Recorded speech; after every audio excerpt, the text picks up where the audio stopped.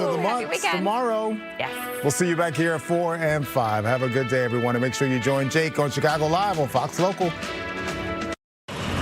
Next stop, Sherry. Wide range of topics, but we want to dip in really quick live to Seattle, where the mayor is introducing their interim police chief. Let's listen in.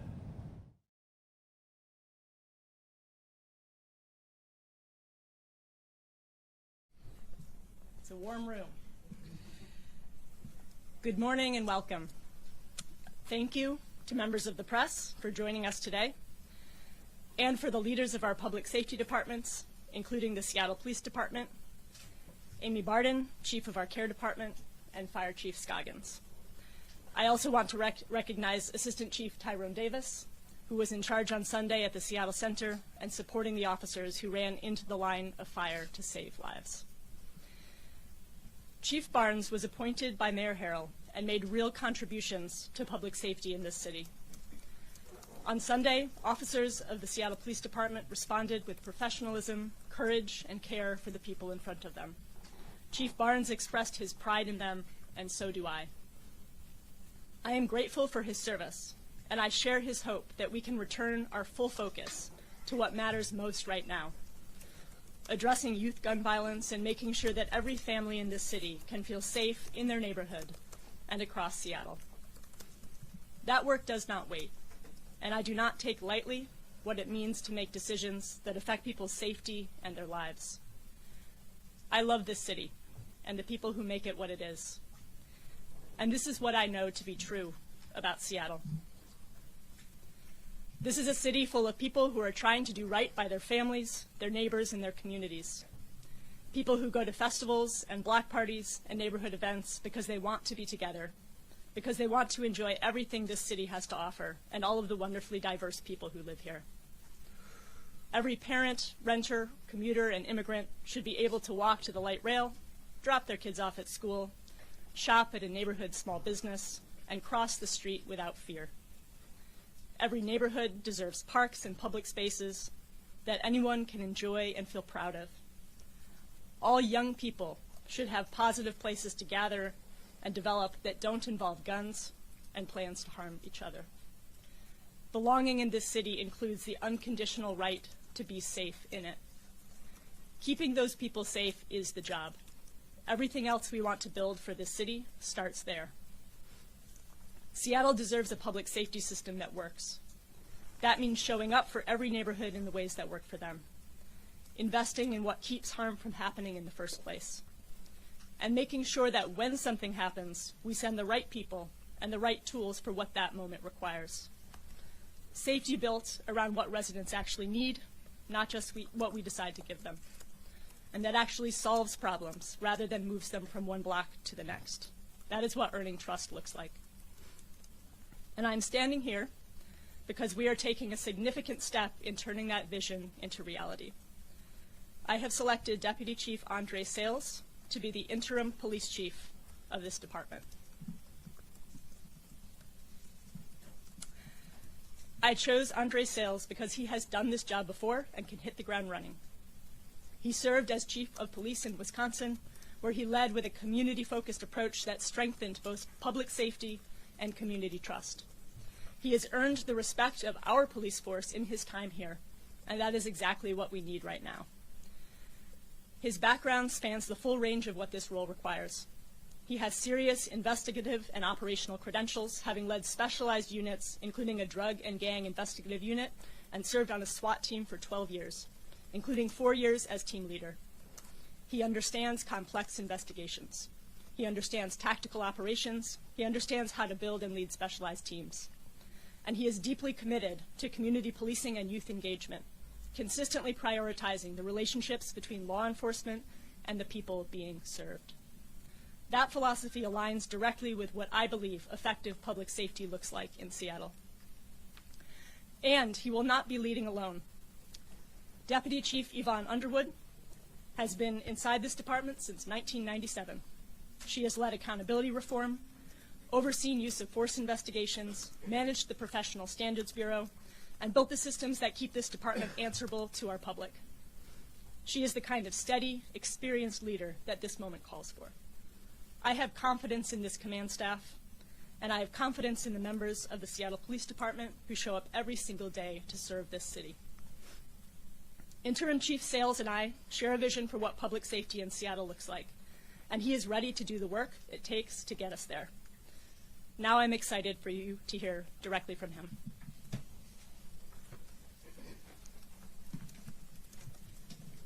Thank you, Mayor Wilson. Good morning, everyone. Mayor Wilson, thank you for this opportunity. I don't take this responsibility lightly. This week has been difficult, but I also know what this department and city are capable of when we come together with a common goal of keeping our community safe. My commitment to you all is simple. We'll be one department, united and grounded in service, pride, and dedication. It is not just a slogan, but a standard we at the Seattle Police Department hold each of us to. Every shift, every call, and every community interaction. The ongoing investigation in the Seattle Center shooting remains a top priority. The men and women of this department continue working tirelessly to identify and arrest anyone responsible. In light of the tragic incident, the Seattle Police Department has heard from our community about safety concerns at public gatherings and events. We hear you. We understand your anxiety.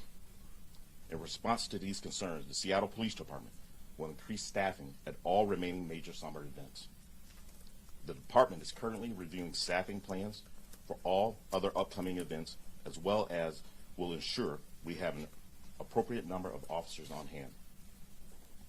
While SPD does not discuss specific staffing numbers at events, you can be assured that the busy events that's occurring this weekend will be fully staffed.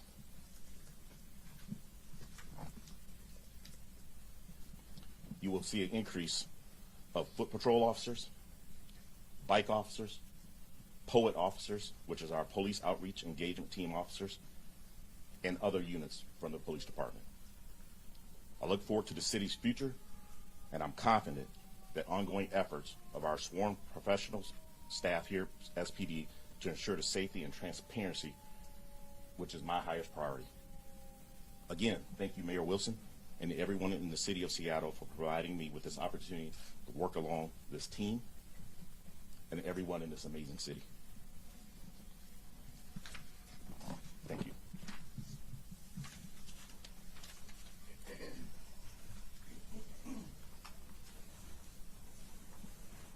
Thank you, Chief Sales. I hope what you're hearing from Interim Chief Sales today helps you understand the confidence that I have in his leadership. The safety of people in this city is our first obligation, and we are ready to meet it this weekend and every day that follows. Now I want to talk about how we are moving forward to find a permanent chief. Permanent search will focus on someone who drives operational excellence and leads organizational change. About the process, we will be moving forward with urgency to begin a search for a new permanent police chief. The process for selecting a new permanent chief is set by the city charter, and we will follow that process with the transparency and community engagement the city deserves. We have let Councilmember Kettle know about our intention to partner on this search, and I look forward to working with him and the council on this process. It is a rigorous process with multiple layers of accountability, and that is exactly as it should be for one of the most consequential appointments a mayor can make. What the charter requires is a floor, not a ceiling. And I'm committed to making sure that the people of Seattle have a genuine voice in shaping what we are looking for in our next chief, and we will build real community engagement into every stage of this search. The people of Seattle deserve a voice in this selection, and I'm committed to making sure they have one. The chief will be accountable to the communities of this city, and that means the communities of this city need to be part of choosing who leads this department. As we move forward, we will be announcing a search committee that reflects the full diversity of Seattle, bringing together voices and stakeholders from across our neighborhoods and communities. We will build a meaningful engagement process into this search so that residents have a real opportunity to shape what we're looking for in our next chief. I want to say a little bit about what I will be looking for in a new permanent chief. I will be looking for someone who can be an effective leader of our police department from top to bottom. In particular, that means listening to and building relationships with the people standing behind me, the experienced and dedicated people who are leading our officers on the ground in neighborhoods across our city every single day. I will be looking for someone who can earn the respect of our police force while also leading needed changes to culture and protocol in a way that is firm and fair. I will be looking for someone who can practice clear communication in stressful situations. I will be looking for someone who is consistently present in Seattle, keeping travel to an appropriate minimum, and who also ensures that when they are away, there is sufficient SPD leadership in town to guide our city through any emergency. I will be looking for someone who can navigate the inevitable criticism that comes with this job and who can course correct with grace when needed. I will be looking for someone who understands the value of our alternative crisis response system, our care and fire departments and our service providers, and can forge the partnerships needed to make that successful so that we are sending the right response to every situation and our police can focus on policing. And I will be looking for a chief who moves in strong partnership with our accountability agencies to ensure effective policing in our city and active pathways for community feedback and input into how SPD approaches its work. We have work to do to reduce gun violence, to support our youth and keep them out of harm's way, to make sure that every neighborhood across our city feels safe and is safe. I know we can do this, and I know how important the relationship between my office and SPD is to our success. Despite the challenges of this moment, I feel deeply hopeful about the future of our police department and of public safety in Seattle. I believe that the vast majority of people in our city want the same thing. We want a response to public safety problems that is both compassionate and effective. We want our police to perform their essential role with professionalism and care, and we also understand that achieving true public safety goes far beyond policing, to how we invest in our communities, support our families and youth, and how we respond to and care for people in crisis. I believe that we can make great progress, and I am looking forward to working with Chief Sales, our police department, our city council members, and everyone in communities around Seattle to make this happen. Thank you. Okay. Yeah. Okay. All right. James, why did you go? Mayor, you still haven't told the people of Seattle why. Was it him being out of the city too often? Was it taking too long to release information that night? Or was it the kerfuffle with the reporter? Or was it all four? I will say that in the conversations that I had with Chief Barnes over the last few days that resulted in our mutual agreement to his resignation, there were multiple factors, some of which were related to the events of Sunday, but that certainly was not the only thing. Mayor Wilson, I wanted to ask about your relationship with the City Council because many of them were very critical of this decision and very critical of your leadership in this moment. I want to give you a chance to respond to that and explain how you're going to improve relationships with the City Council, especially as you lead them to move forward with on policies for the city. Absolutely. Thank you for that question. Yeah, I understand that many of my colleagues on the City Council disagree with the decision to move forward with a leadership change at SPD at this time. And I respect their differences of opinion. I guess what I will say is that as the mayor, as the executive of the city, I do have a different window into our police department than they do. And I'm confident that as we move forward with our search for a permanent chief, we will be able to come together because I really think that we want the same thing for our city, and I think we're looking for a lot of the same qualities in a leader for this department. And could you also respond to their criticism of your leadership in this moment? I am making what I firmly believe is the right decision at the right time. Okay. I'm going to go Omar and then jump over you. Yeah, Chief, Mayor Wilson, you had released a high-level gun violence reduction plan, and much of that plan relies, of course, on Seattle Police Department buy-in from the council and parts of our community. And right now, we've got a new police chief here at odds with the council, and at least some voices in our community, of course, objected to your move here. Considering the situation now, what is the status of this plan And what does the timeline look like for you to be able to implement this gun violence reduction plan in our city? Yeah, I mean, I'm excited and extremely committed to moving forward with this plan, which, as you noted, has been in development this year in partnership with council members, in partnership with community. But we need to move forward, right? And some of this was kicked off, back in late January when we had the tragic shooting of youth in Rainier Beach, and that really kickstarted a lot of this. And I really believe that we're going to be able to move forward more effectively now with this change. I really appreciate Council's commitment to this work, and especially Councilmember Rivera, who I know has been working on these issues for years. And my office participated in a symposium that she organized recently that included national experts in gun violence reduction. And we've been talking specifically about the group violence interruption, which is a part of the strategy that's been successful in cities like Baltimore that we haven't necessarily really used here. So we are committed to moving forward with that work, and we'll be doing that in partnership with council members and community.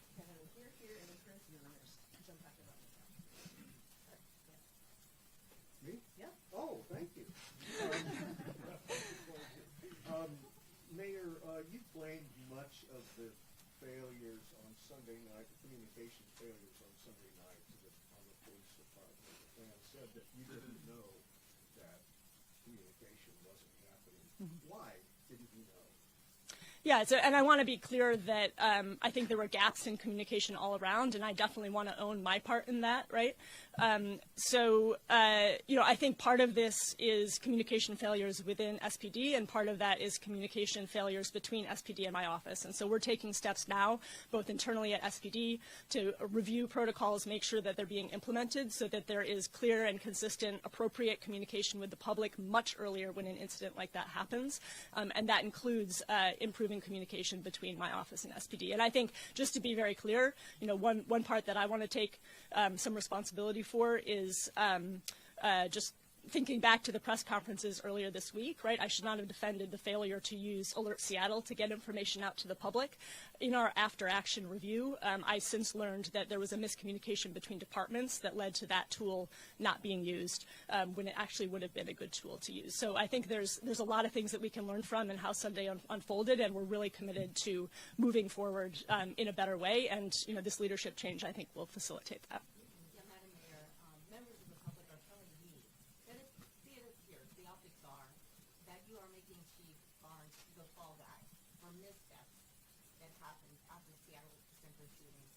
Including the 5-hour lack of information, except for a statement from your office which contains errors. What do you want members of the public to say?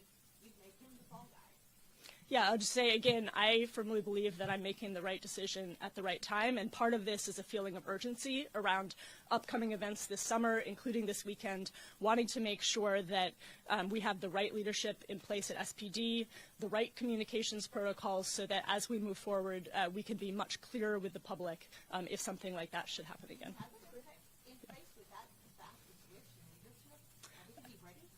Absolutely, absolutely. And I want to open it up if Chief Sales wants to say anything about our preparations for this weekend. But again, we have seasoned, experienced leadership that has been already doing this work. And so we are confident as we move forward into the weekend.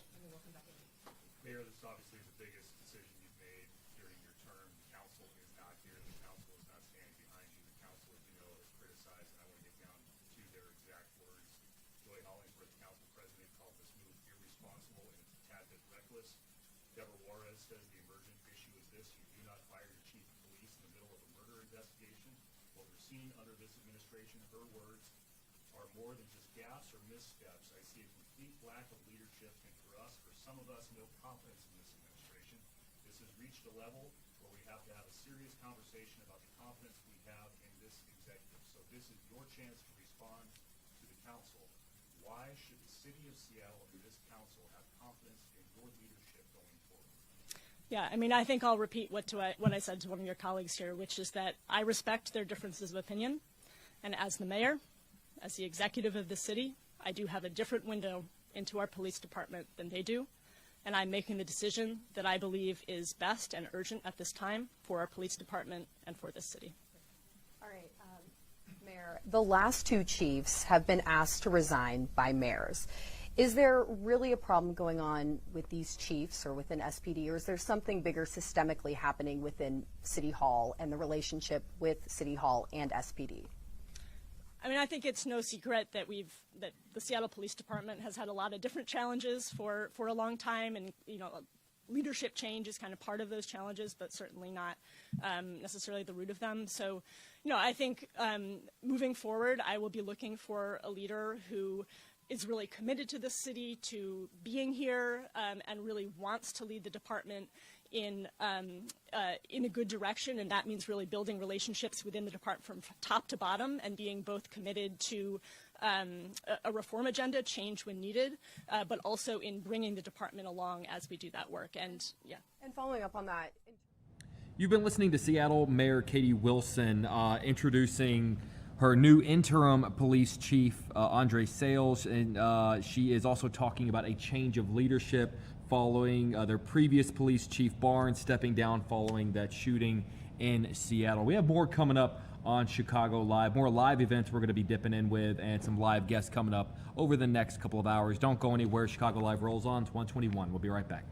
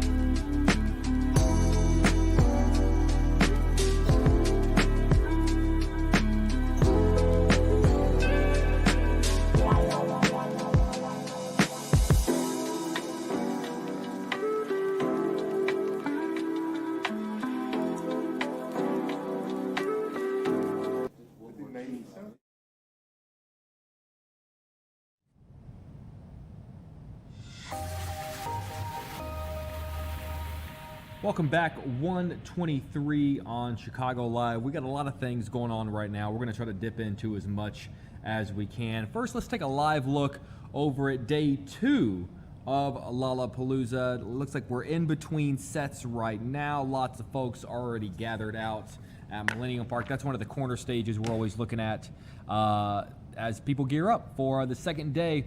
Here's the thing, though, and this is really, something that we weren't able to say about day 1. Day 2, you're going to see some rain. We're going to be joined live by Mark Strell a little bit later today to sort of talk about just how severe of rain we're actually talking about. Severe weather leading to evacuations of Lolla, nothing that we have never seen before over the course of Lolla weekend.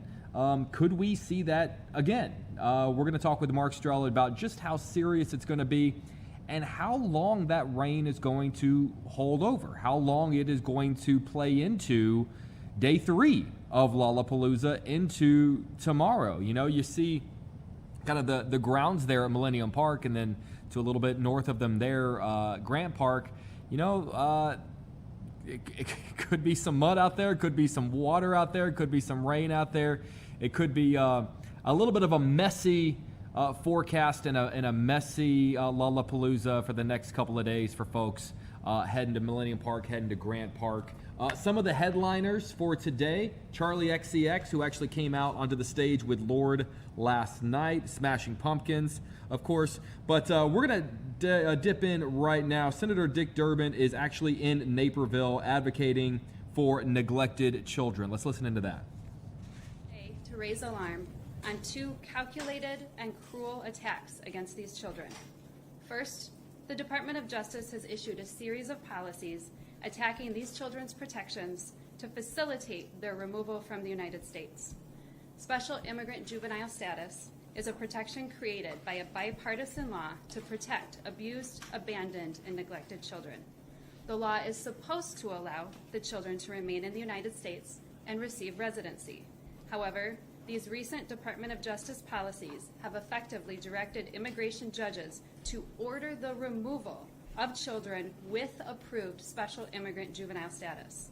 We have children right here in this district who are ordered removed by the Chicago Immigration Court despite having approved special immigrant juvenile status. Watching these children cry, fearful and confused as to why immigration will take them back to dangerous conditions is heartbreaking and cruel. Let's be clear, these children have done nothing wrong. They have followed the legal process and received their approved special immigrant juvenile status. Secondly, the Office of Refugee Resettlement is required under law to provide these children with attorneys. For years, that has been organizations like ours, Children's Legal Center, who specialize in representing unaccompanied children. Today is the last day that ORR has contracted for our legal services, leaving all of the unaccompanied children across the country without the representation the law requires. On top of that, ORR has failed to pay us since December of 2025. We do the work we were hired to do, and we do it well. The government is withholding payment we earned to extract confidential information about the kids, information it has no right to. We need the public to know what is happening behind closed doors. Vulnerable children, children who have been abused, abandoned, and neglected, are being ordered removed despite having approved special immigrant juvenile status. At the same time, the legal services meant to protect the children and guide them to safety in the United States are being canceled by this administration. Senator Durbin and Representative Foster just completed a site visit of one of these facilities holding detained unaccompanied minor children here in Illinois. We appreciate you both taking the time to bring attention to these children. Next, I'd like to welcome Senator Durbin to say a few words.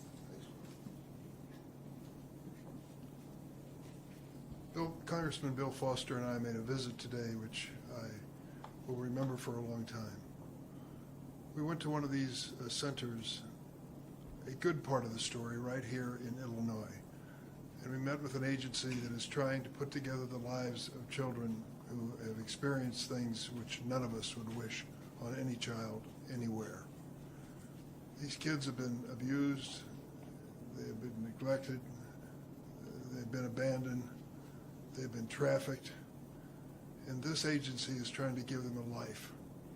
They appeal to neighbors in the communities around this part of Illinois, and they become foster parents, these folks do, and they bring these children in and try to rebuild their lives, making sure they go to school, learn language, understand what it means to live in America. It's just a basic human instinct to say you want to help a child who has been abandoned under terrible circumstances. What we saw was hopeful, but what we also know is what's going on in Washington is exactly the opposite. The Trump administration, under the leadership of Stephen Miller, is doing everything they can to deport these children, to send them back to the horrible circumstances which they escaped, to be exploited again, unfortunately. What sense does that make? To send them down to Texas to these mega detention centers where they don't have the basics when it comes to food and medical care? To send them back to the countries where they were abused with little or no support? It just defies imagination. 3 out of 4 Americans, when asked about this deportation policy of the Trump administration, say it's gone too far. They're right. And when we start deporting children who have been abandoned, abused, and neglected, children who are being protected in the United States, to meet a quota by Stephen Miller of the White House, shame on us as a government. We're better than that. We need an orderly immigration process.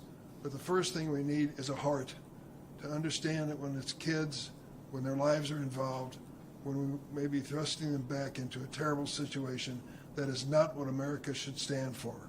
We're a better nation than that. We should do better. We had a hearing this last week about ICE detention facilities, which bear no resemblance to what we saw today. It's terrible. It's awful. Children are dying at double the rate of those who have been incarcerated in the United States historically.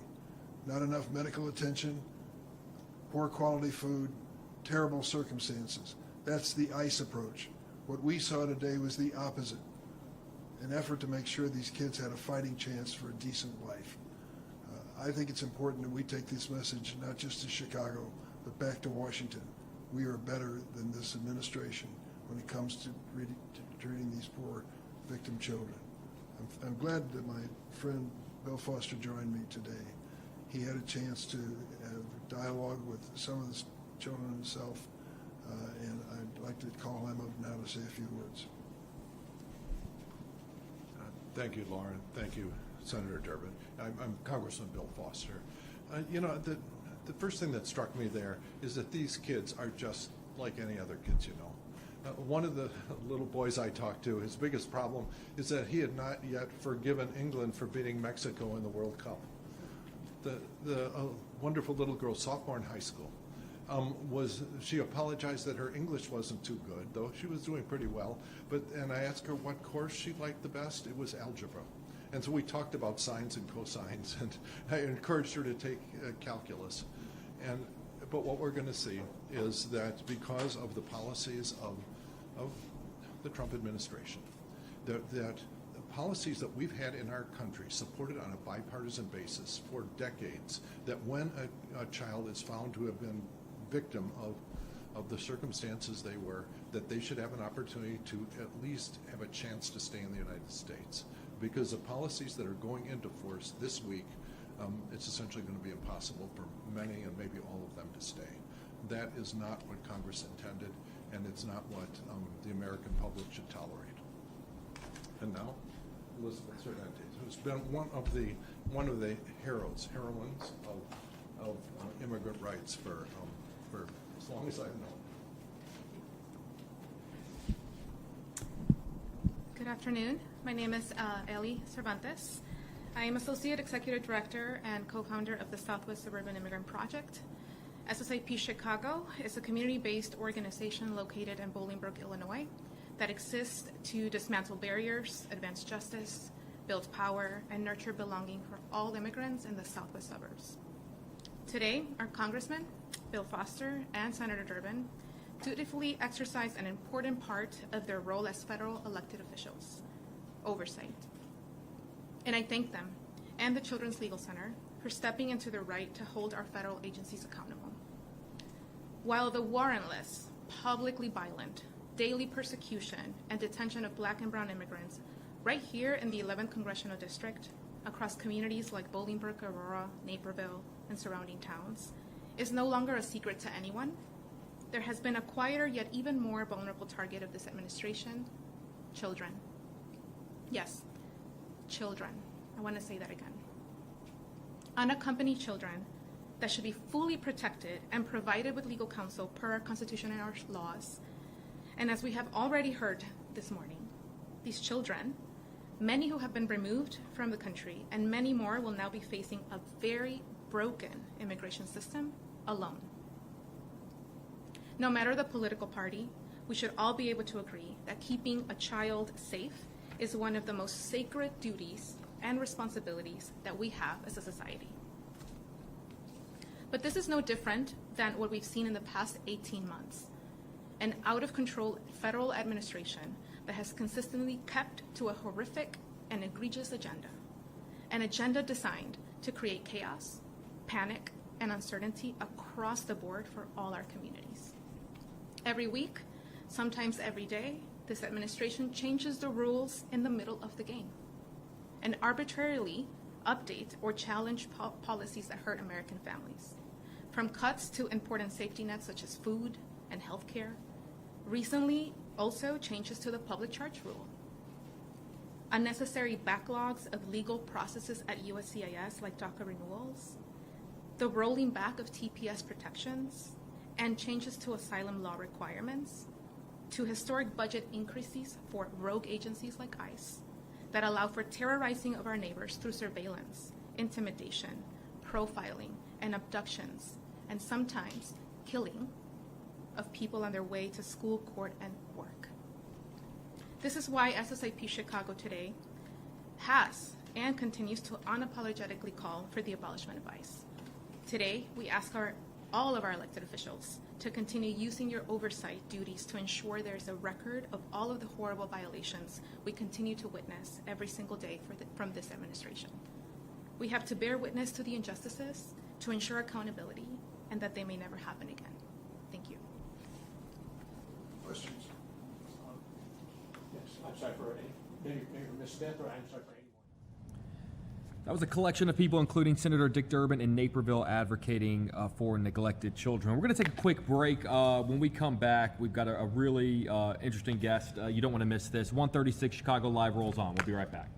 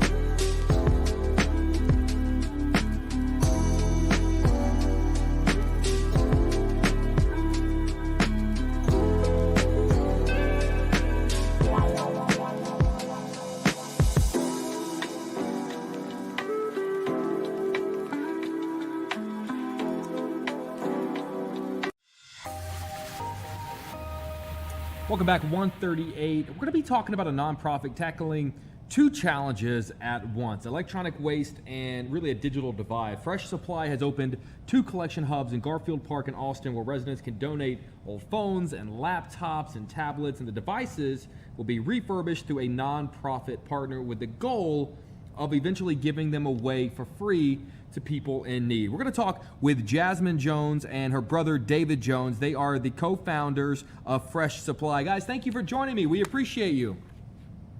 Hi, how's it going? It's going so great. We appreciate your time. This feels like such a great idea. I love that you guys are somehow managing to tackle two issues at the same time. Can you take me back to the beginning and talk to me about what inspired this? Absolutely. So our organization at Fresh Supply, we really have a vision of seeing emerging communities self-determined, thriving futures. And we believe that participation is a pathway to self-determination. And so for the past 5 years, we've been working with youth right here on the west side of Chicago on various sustainability initiatives. And End E-Waste was kind of birthed out of this sort of evolution from looking at solar and looking at the environmental disparities on the west side of Chicago, but realizing that there's a digital divide. And so even as we had developed this tech platform called Flow Amigo to really connect our neighbors, to be safer, to be more connected, to learn about all the things that our incredible youth are working on, we realized that, hey, this can only go if folks don't actually have devices in their homes. You know, and that's such a great point, David. You know, I feel like a great segment that we get to do here on the show is whenever it reminds people that there are issues out there maybe that they're not even aware of. One, you know, how many people maybe go through how many different iPhones or how many different tablets over the course of 2 or 3 years, and then simultaneously the amount of people out there who have never had a tablet, who maybe are still using an old phone from maybe 12, 13 years ago that could use a little bit of a piece of updated technology. Are you finding that whenever you talk with people about this, that maybe they're even pausing and going, yeah, this is an issue, you're right?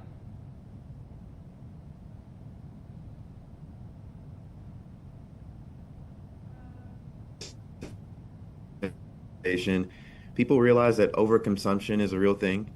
They realize that maybe there haven't been moments where they've been more aware of their neighbors and their friends and what they might be dealing with in terms of not having the same access to technologies or devices that other people have been afforded. And so I think that this is a historic and unprecedented effort that we're doing with Indie Waste. And the most beautiful aspect of it is that young people, who many of which are impacted by this same digital divide, maybe problems even to the system and to the city, are now being able to collaborate with prestigious academic institutions and, you know, businesses and enterprises that have more of a philanthropic and community focus, and wonderful community organizations on the west side like Build and Breakthrough and so many of our other partners who we've been so blessed to be able to use within this. And we're so excited to continue to, you know, advance End E-Waste across the entirety of the city of Chicago, and allowing it to continue as a youth movement where youth are at the table for every part of that process. Now, guys, I will tell you that your signal seems to be breaking up a little bit, so I want to make sure that we get all the important information in case something happens with our Zoom signal. Can you let people know how they can participate if they've got old pieces of technology lying around the house, how they can help out?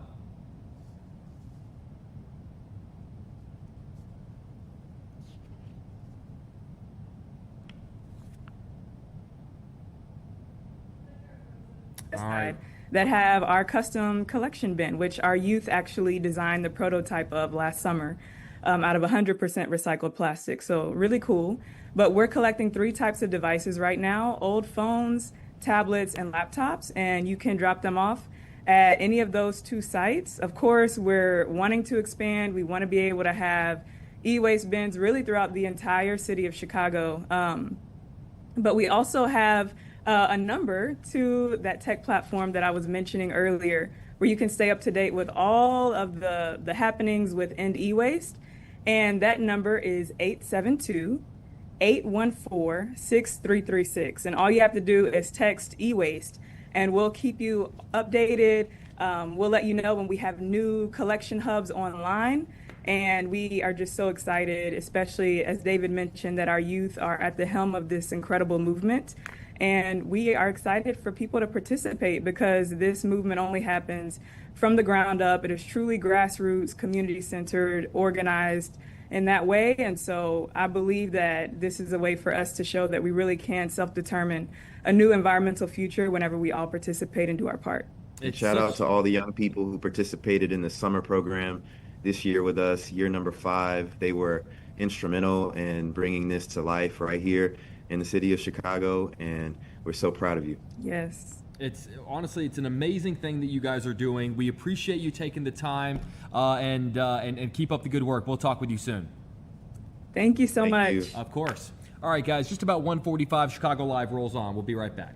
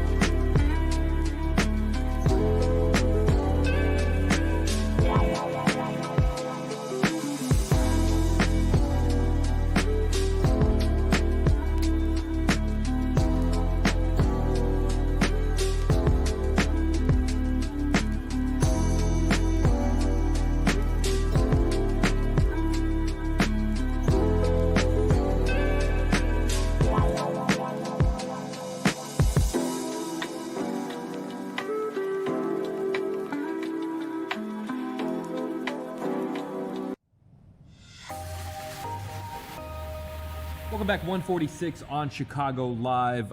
You may have seen this story a little bit earlier today. The video is it's pretty unbelievable. Spain is working to respond after tens of thousands of migrants crossed from Morocco into the North and North African enclave in just about 24 hours. Spanish officials are saying that this surge follows a court ruling limiting the immediate return of migrants intercepted at sea. We're going to bring in Suzanne Nossel of the Chicago Council on Global Affairs. Suzanne, thank you for taking the time today. We appreciate you. Thanks for having me. Of course. Can you just catch us up for people that are just now hearing about this and give us a little bit of background on how this all began? Yeah, sure. This is a Spanish city that sits right at the edge of the Straits of Gibraltar, so the waterway that separates Africa from Europe. It's an 11-mile span between Spanish territory and this city called Ceuta that is essentially on what would be Moroccan territory, but this city for hundreds of years has been controlled by Spain. And what happened was just over the last day and a half or so, roughly 50,000 migrants crossed into this territory from Morocco, into this small Spanish city. And they did so in the wake of earlier this month, at the beginning of July, there was a Spanish court decision that said that individuals who are crossing into Spain by water or who are intercepted out on the water have the right to make an initial claim for asylum. They can't simply be pushed back to where they came from. And so this crisis and surge comes in the wake of that, and it's posed a huge problem for this small territory that is overwhelmed by all of these people entering, and prompted major questions in the ongoing debate over migration in Europe, which is a real hot button issue. You know, I read one report where Spain had actually described this, I believe, as an attack. They've deployed armed forces. Is that an accurate description of this, or is this more of a humanitarian crisis?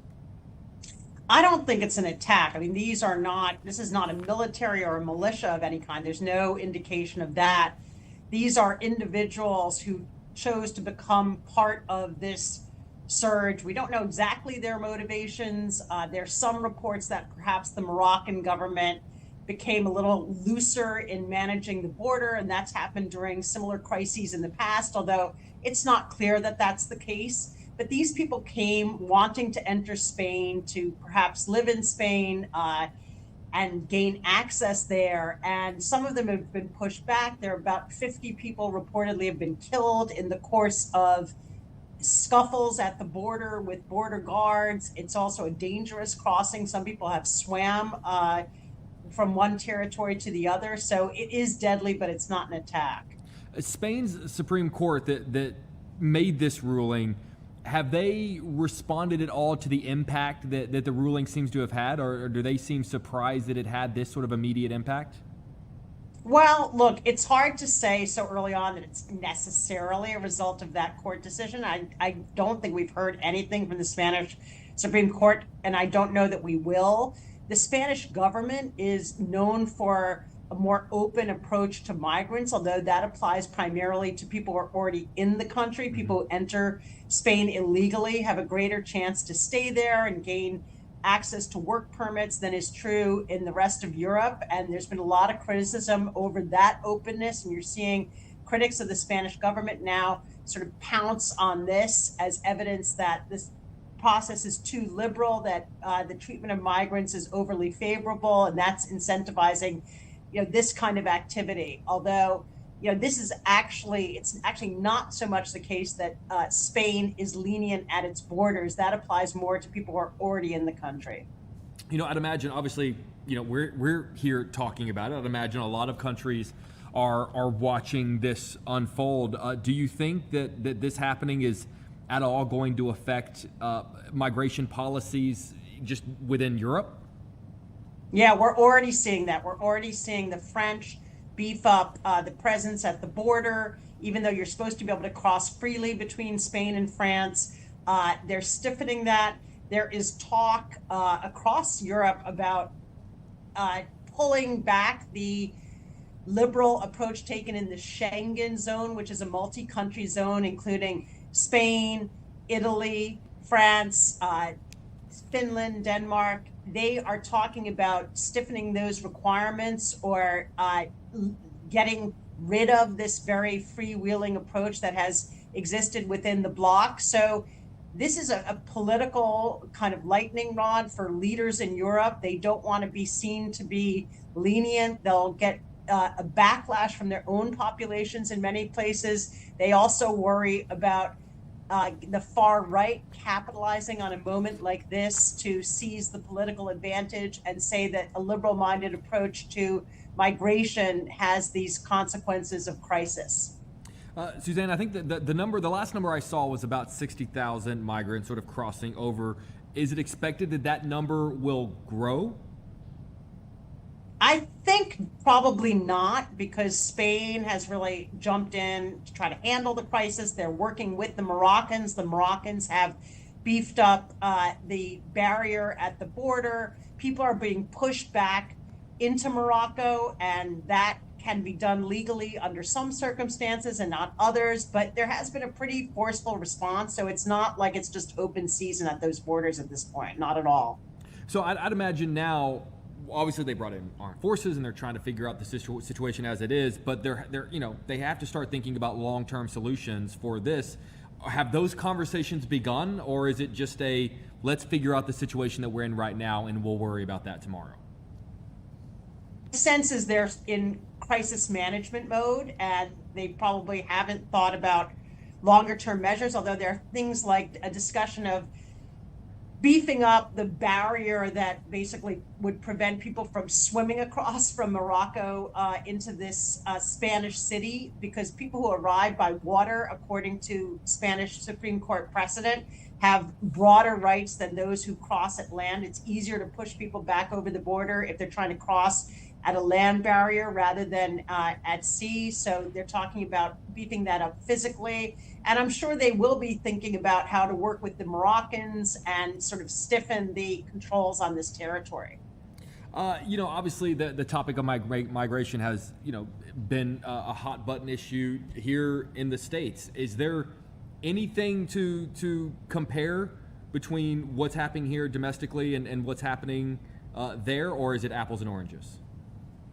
Look, we have had moments of surges at our southern border that have been disruptive. I don't think anything like this with people just crossing in willy-nilly. We have always had, greater controls, although not perfect. And that's been a very contentious issue here in this country. What rights should be afforded to people who present themselves at a border if they have a well-founded fear of persecution in their country of origin, then legally, both under U.S. law and international human rights law and European law, they have a right for that claim to be heard and adjudicated. And so that implies all sorts of things about the need for representation, for an interpreter, for them to be housed somewhere while that claim is worked through. So there are some parallels in terms of managing these challenges. And, as a political matter, I think the kind of backlash that we see in Europe is not dissimilar from what we've experienced in our own politics. Well, Suzanne, you bring up a great point. You hear 60,000 people, crossing over. That's 60,000 people with 60,000 stories and 60,000 reasons to do so. So what exactly do we sort of know about? I mean, it's easy to summarize just 60,000 people just into a number, but what do we know? What are we hearing from the people who made that journey? Not very much. I think it is probable that most of them are what we think of as economic migrants. They are trying to perhaps escape really difficult conditions in Morocco in terms of having a livelihood and the standard of living. That does not entitle you to make a claim for asylum. You can't come in as an economic migrant or out of economic hardship. You have to show that you are subject to some kind of political persecution. So maybe you're a human rights defender and the government has come after you, or a journalist who's had threats on their life for their reporting, something like that. I think with a group of 60 people who surge in, overnight, maybe there are some that have that type of claim. I don't think it's probable that, collectively there are viable asylum claims across this population, but some of them will have some rights in terms of being able to assert those claims and get them adjudicated. You also have some children who've been involved, and their rights afforded to children in that situation under Supreme Court precedent in Spain are greater. They can't be simply just pushed back over the border. And then there can also be the question of, who is a child? Is someone 17 or 18 or 19 years old? It's 2 o'clock without a passport, which they do. Right. It's 2 o'clock here in Chicago on a Friday, but and obviously this is a big story that we're covering near the end of the week. But I would imagine it's safe to say that the ripple effects of this story are going to continue, and there's a good chance that we're going to be continuing to talk about at least sort of the fallout, for lack of a better word, in the weeks to come. Is that safe to say? I think so. It's a pretty dramatic incident. It raises some tough questions about migration policy across Europe, challenges that many countries have been wrestling with, a political hot button issue and a continent that has a number of pivotal elections coming up. So, yeah, I think this incident is going to resonate, and it's going to be a big topic. Suzanne Anassala, Chicago Council of Global Affairs. I appreciate you breaking this down for us to make it easier to understand, and I'm sure we'll be in touch as this story continues to evolve. Thank you for your time. Thanks so much. Of course. Take care. All right, guys, just about 2 o'clock, 1:58, Chicago Live rolls on. We'll be right back.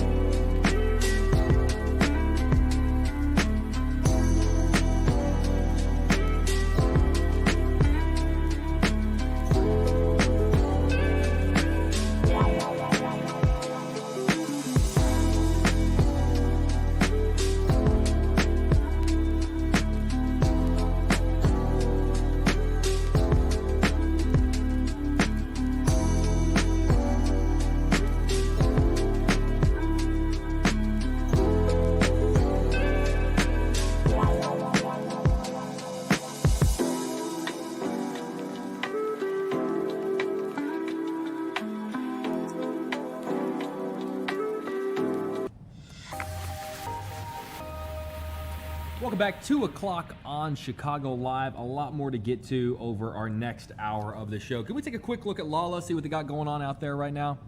Rain hasn't started yet. The crowds are pouring in. We got someone on the stage right now. People seem to be having a good time. A bigger crowd than at least over the course of 1 to 4 o'clock when we were doing the show yesterday. Then I think, right, guys, when you say any crowd that we saw yesterday. So the crowds are definitely there. Day 2, Lollapalooza. They are going to have to deal with a little bit of weather that they didn't have to deal with yesterday. We're going to bring in Mark Strell in just about 45 minutes to talk about just how severe it's going to be. Are we talking actual potential evacuations out of Lollapalooza, which we, of course, have seen in the past. We'll talk with Mark Stroll about that in about 45 minutes. But listen, we're talking going out to eat, which, listen, these days going out to eat, it's a big deal, right? You know, inflation's up, prices are up. So if you're going out to eat, it's a massive deal. And if you're going out to eat a lot, particularly within a certain circle of restaurants, your loyalty should be recognized, right? It should be paid back.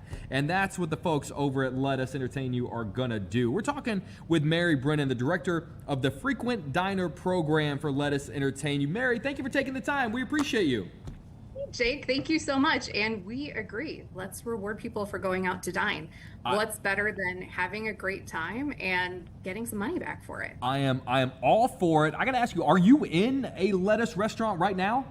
I am. I'm actually in RPM Seafood right on the river. So I know you were just talking about Lala. We've been seeing all the crowds stream by, and it's a beautiful space to, you know, enjoy the day. And starting tomorrow, you'll be able to get even more rewards when you dine here. Okay, I tell you what, we get off the show in just about 2 hours. Go ahead and pull a table aside, put a little reserved thing on there, put it on there for Jake and Iris. We'll be there in about 2 hours, so we'll see you then. Listen, perfect. I'll have the gin and tonics waiting. Fantastic. Oh, well done, well done. All right, so first of all, tell us, take us back to the beginning. How did this program get started?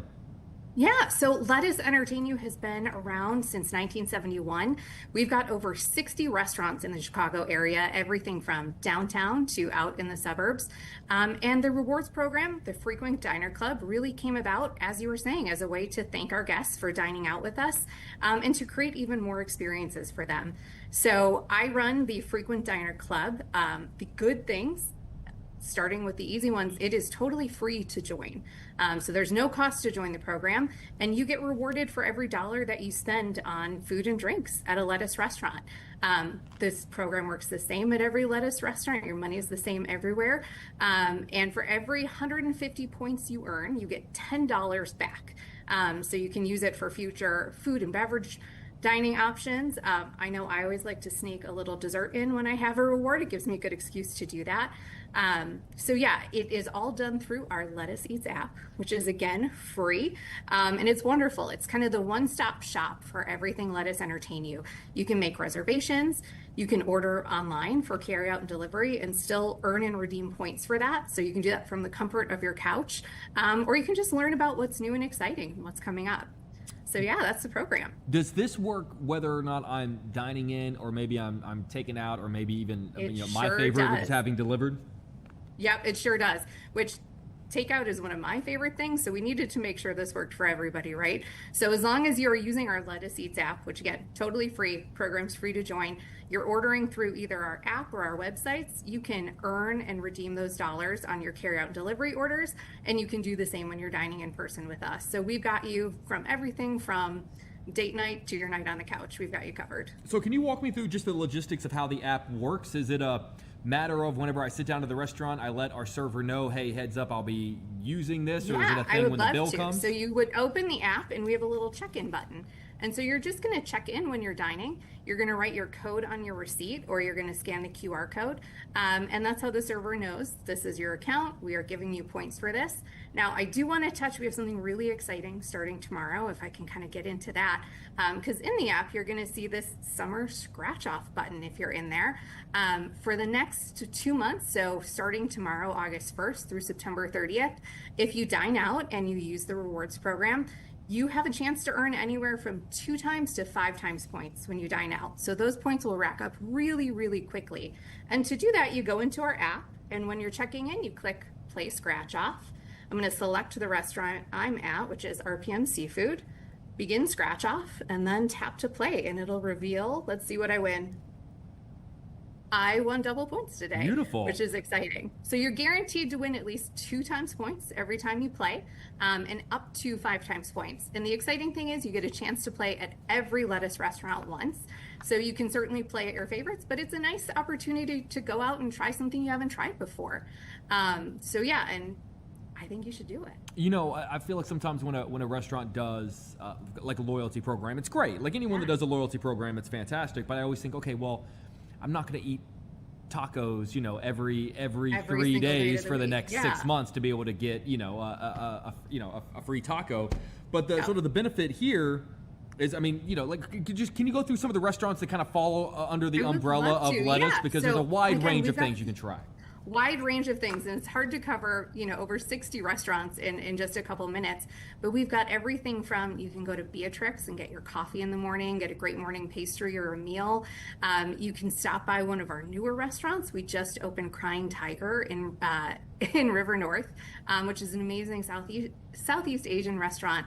And underneath it, we have Kitty's Cosmopolitan Club, which if you want a perfect date night out, that's where you should be going. It's by the folks who brought you Gus's Sip and Dip, which is another one of our restaurants that was just named one of the top 50 bars in the country. We've got everything from steakhouses, fine dining, casual eating. If you want to bring the kids out, some of our restaurants even do make your own pizza nights with the kids. So there really is something for everybody, which I think makes Lettuce pretty special. Can I use the app to get a reservation at Crying Tiger? Because those are pretty hard to come by these days. I mean, if you figure out how, let me know. But yes, you can.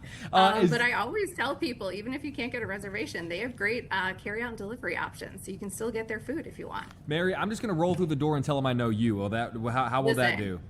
Good luck. We'll do the best we can. Is this going to be around for the foreseeable future? Yeah, so it's running starting tomorrow, August 1st through September 30th. And one thing that I haven't mentioned that I wanted to, speaking of your question about Crying Tiger, we actually have a new element this year. So we have added a grand prize. So the person who plays Scratch Off the most will have access to a Lettuce concierge for a full year. So that concierge can really help them with that, those tricky reservations. If you need to plan a fun party, they will be the go-to person that can help skip the line. So the person who plays the most will have a really exciting 2027, I think. All right, I got to zero in on that. Walk me through the Lettuce concierge. Yeah, so it is just for this promotion. So if the winner who visits the most will have access to someone on our team, if they want to make a reservation, if they want to just plan a fun weekend out, if they're traveling to one of our other markets, we've got restaurants all over the country. The concierge will be able to help them manage those details, make those reservations. And for those hard to get reservations, they're not going to have to, go online, hope 30 days in advance that they'll be able to get something. Our concierge knows the right people to be able to get them in the door. If I have the Lettuce concierge, can I skip the line at Gus's Sip and Dip? I mean, I'm not promising anything, but there's a real good chance of it. I didn't hear no. That's my takeaway. Hear no. Yep. Again, I'm just going to tell them that I know Mary. That's Perfect. Really where it's going to go. I'm so fascinated with this concierge prize. Has the concierge been chosen? Really and at any point, will the concierge get really annoyed that their phone keeps blowing up with some random person trying to get into Crying Tiger? The reason we work in the restaurant industry is because we love making cool experiences for people. So that's what excites us and gets us to come to work. So we're really thrilled to be able to do this for someone. Mary, what do you think is the in the wide range of sort of Lettuce restaurants, the one that you would go, more people need to check this one out? This one, everyone's talking about Crying Tiger. Everyone's talking about RPM. What's the one that you go, listen, go check this one out. This one's great. Right? Oh, gosh, that's like asking me to pick a favorite child. Jake. Everyone has a favorite child, Mary. We all know it. I know, fair. We all know. But the thing is, it's hard to really say that because it depends on your lifestyle. Like, do you have kids? Are you out on the town for the night? What do you want to do? And I think that's the really fun thing. Like, we've got something for everybody. There's something to make your night special, no matter what your life looks like. And the great part is, if you join the Frequent Diner Club, you'll earn money back when you go. So you'll be able to go out again and again and again in the future. One of the things, the reason I really wanted to emphasize how many different restaurants you guys have is that maybe someone's perception of Lettuce restaurants is that they're on the higher end, that maybe they're a little bit more expensive than they're comfortable with. But, one of the ones I was going to throw out there is I love RJ Grunt's. I love it. It's a great burger spot. You can go get a good, the Lettuce exactly original. Right. Yeah. Exactly right. Yeah. So for someone that says, listen, Lettuce restaurants, they're great, but they're pricey and maybe they're too pricey for me, where do you send them? Oh, that's oh gosh. I mean, RJ Grunt's is a classic. They have my favorite burger and even more importantly, my favorite buffalo chicken wrap. So you can get a great meal there with your kids and not break the bank. I love our Beatrix concepts. We have them kind of all over the city. We've got some downtown, some out in the suburbs, and you can have a great breakfast. You can get a pastry, a cup of coffee, and have just a really nice meal. And even at some of our higher end restaurants, I think I would challenge people, this is part of the reason the program exists. You know, the fun thing about Lettuce is you can earn your points. Maybe you're just going out to lunch with the kids or with your girlfriends, but then you can use those reward dollars that you bank at some of our higher end restaurants. So it makes them a lot more affordable in the long term. Do you predict, let's talk a table of 8 girlfriends all together for a bachelorette party. There's going to be a fight. I over was who just wins. about to say, is Yep, there going to be a always. fight as to who gets the points and who gets Yep. to do the scratching? It sure is, and that's how my family was even before I worked here. Yep, there's always a fight over who gets the points, who gets to win. So I would recommend settling that with your girlfriends before you go to lunch, before that wine starts flowing over lunch. As the points start building up, are there any restrictions for building the points that we need to be made aware of? Yeah, all of our restrictions are in the app. For building the points, it works exactly like I said. You earn $1 or you earn a point for every $1 that you spend. It's pretty clear cut. As soon as you get to 150 points banked, we will automatically convert that to $10 in reward dollars, which is on your account. Also, if you have a birthday, we will give you a birthday reward as well as a bonus. And then we do have some restrictions, but nothing crazy, and they're all listed on the app if you ever want to reference them. Okay. All right, Mary, here's the deal. I need you to remember this face. Let's go. Whenever I bring my girlfriend into Crying Tiger and I say, I have a reservation, and then I wink strongly, just let us in. That's Yeah, that's you just the got to goal. call me beforehand and we'll get this set. No Challenge big. accepted. You made a huge mistake yeah. because I'm pretty sure she's watching right now. So you may have just signed up for Listen, something. I'll hold myself to it. It's All right, okay. Fair enough. Mary, one more time, let people know where they can find the app and where they can get more information. Yeah, so you're going to go to lettuce.com to find everything that you need to know. That's where you can download our app, you can join the Frequent Diner Club, and you can learn all about the different restaurants that we have all over the city and the surrounding area. And again, I'll just encourage people, starting tomorrow, you'll start to earn up to 5 times points every time you dine and play scratch off with us. So it's really a no-brainer to me. Why wouldn't you want to earn more money back for dining? Go out, have a great time, and then give yourself an excuse to come back and have some more. Mary, are you new with Lettuce? Did you join just for this particular program, or have you No, been with I've them for a actually while? been with Lettuce for about 7 years now, and I've been a Lettuce fan my whole life. I grew up going to Lettuce restaurants in the city, and I maybe stalked them until they had a job that I might be eligible for. But it's a company that I love, and I just really love bringing the program to new people. Well, you're very good at what you do. We were just bragging about you while you were talking. Mary thank Brennan, you. Director of the Frequent Dining Program for Lettuce Entertain You. Mary, we appreciate you, and Iris and I will see you at Crying Tiger very soon. Hey, just let me know when. Thank you so much. Sounds good. Take Have care. a great day. You too. Bye. You too. All right, guys, just about 2:15. Let's look at Lalo right now, see how we're doing. Yeah, crowd's building. What's wrong with the right side? Why doesn't anyone like the right side? It's the same. It's the same show, but you get to be closer. I don't know what's going on with the right side of the field over there. We got a live show going on right now, day 2 of Lollapalooza. We're gonna bring in Mark Strell. He just checked in with me via text. That's how close we are, to make sure he's going to be up here at 2:45.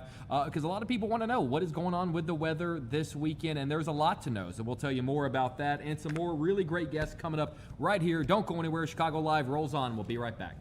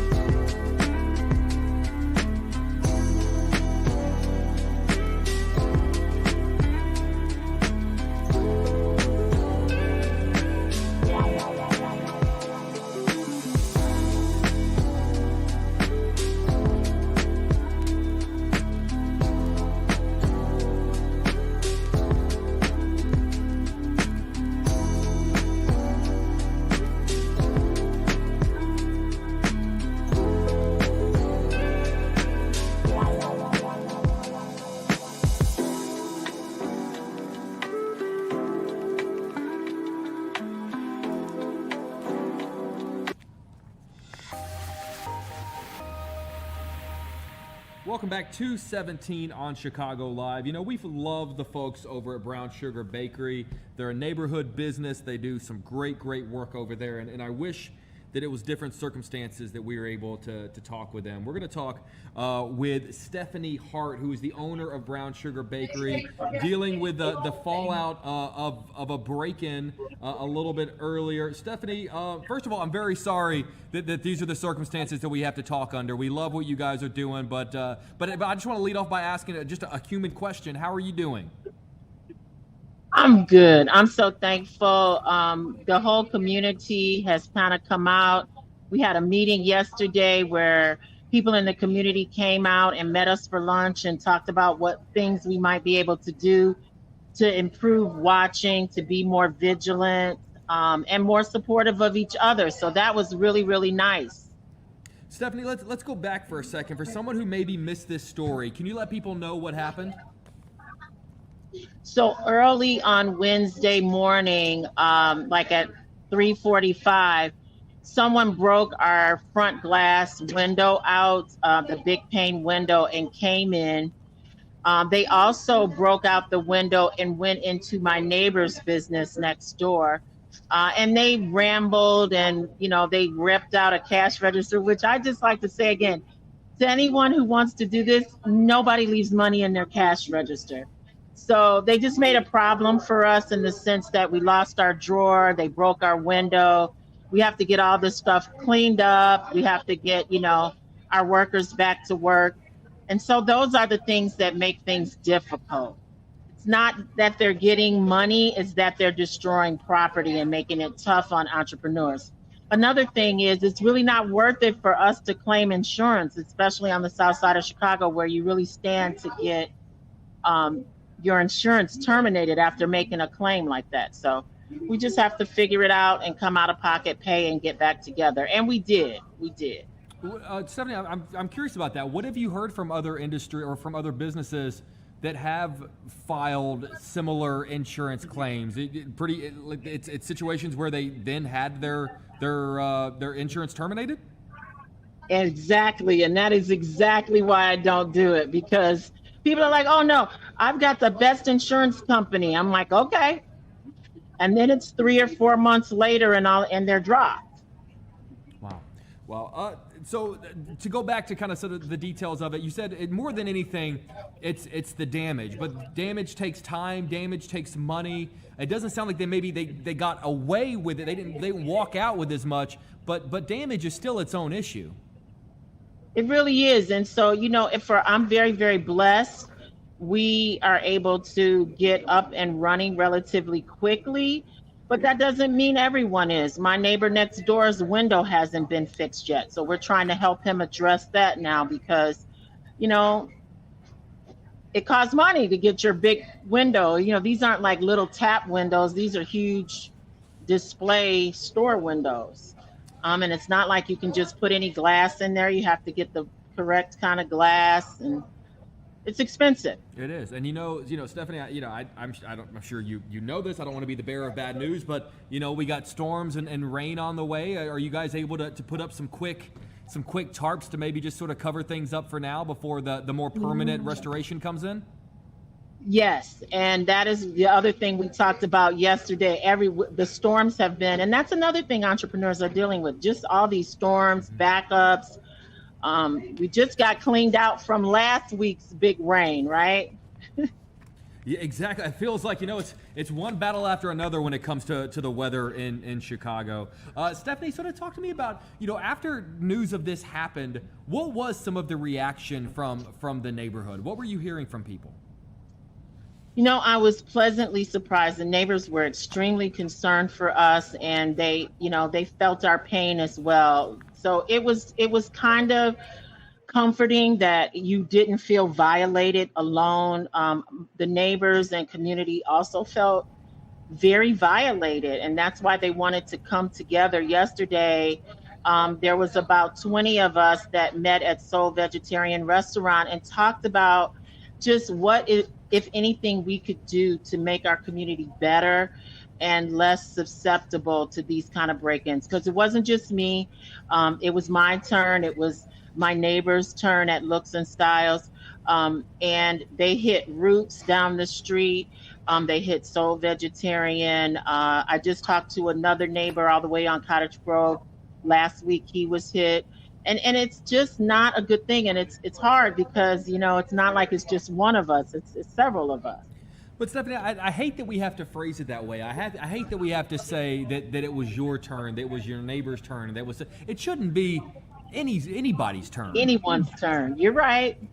You're right. I'm just trying to look on the bright side, because I will tell you, it is very, very easy to be angry and to be down. It's just over the years I've learned that makes it harder to bounce back. So if I seem like I'm super happy, it's because I'm forcing myself to do that.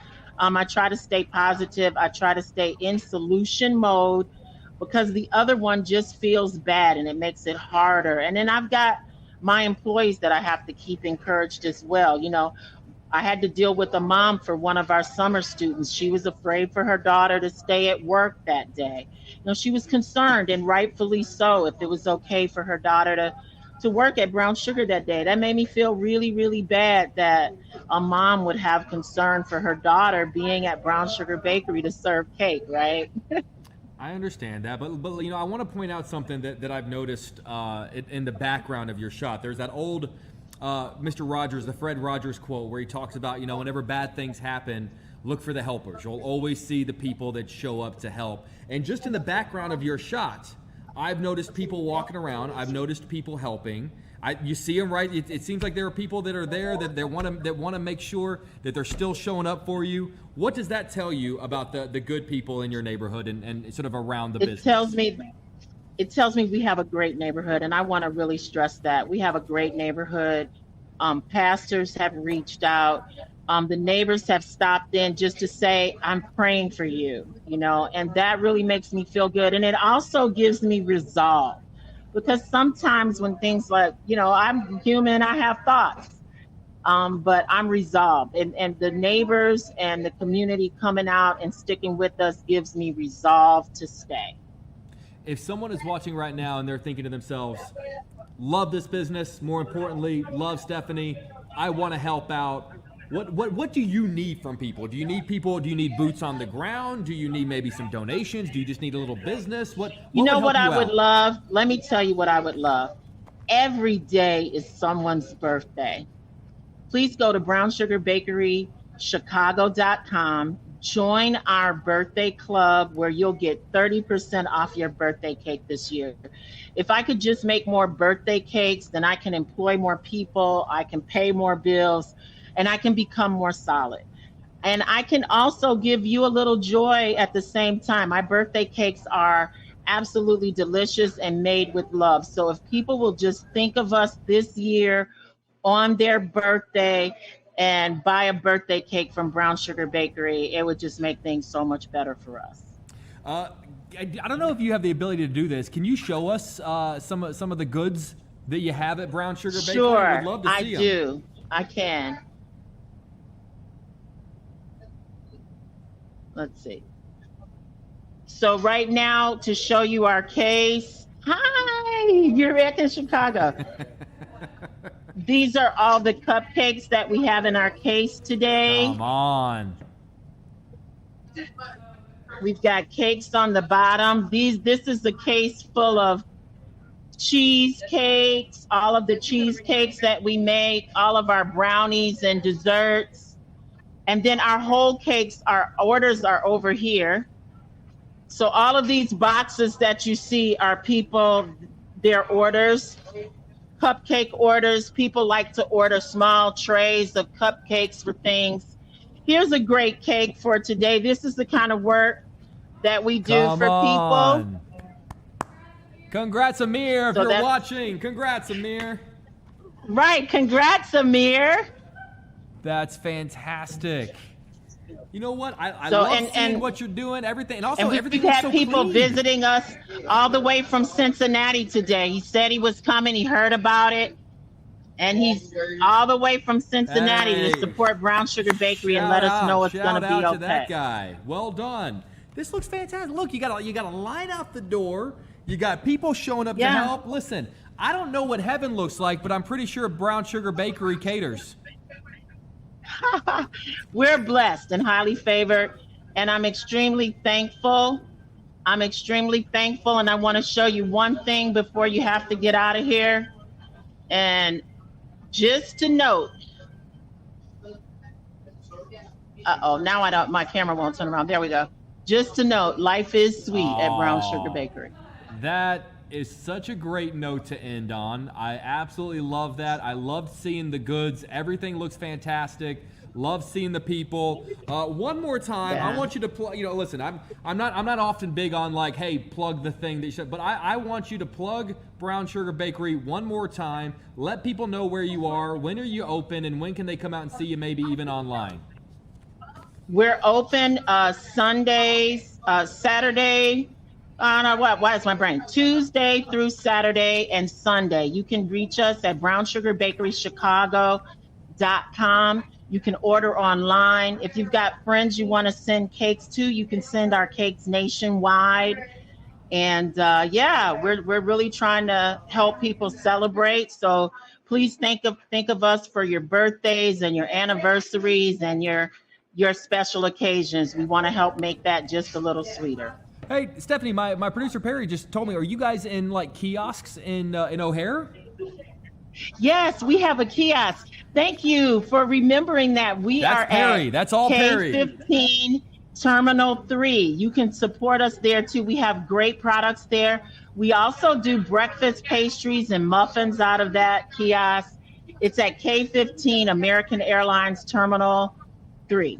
I love this. You know what? So it's not even just for the people in Chicago. It's people around the world. You can buy one and take it to London. You can buy one and take it to Australia. You can take it anywhere. Yes. I love this. Yes. You know what? I got to tell you. Thank you guys. And 75th Street is a great place to come. Just real quickly, you can visit a lot of different businesses. Soul Vegetarian, Lim's Barbecue, Maeve's Deli, Roots is a brand new brunch spot that is really, really cute. So please come to 75th Street. We're here for you. I am very much in love with this. Stephanie Hart, you're one of my all-time favorite guests on the show. We appreciate you. Best of luck, and please keep us updated on how you're doing. And the next time we do a segment together, it's not going to be because of a break-in. It's just going to be because of you being awesome. Thank you so much, and have a great day. You too, Stephanie. All right, guys, it's All just right, about bye-bye. 2:30. Chicago Live rolls on. We'll be right back.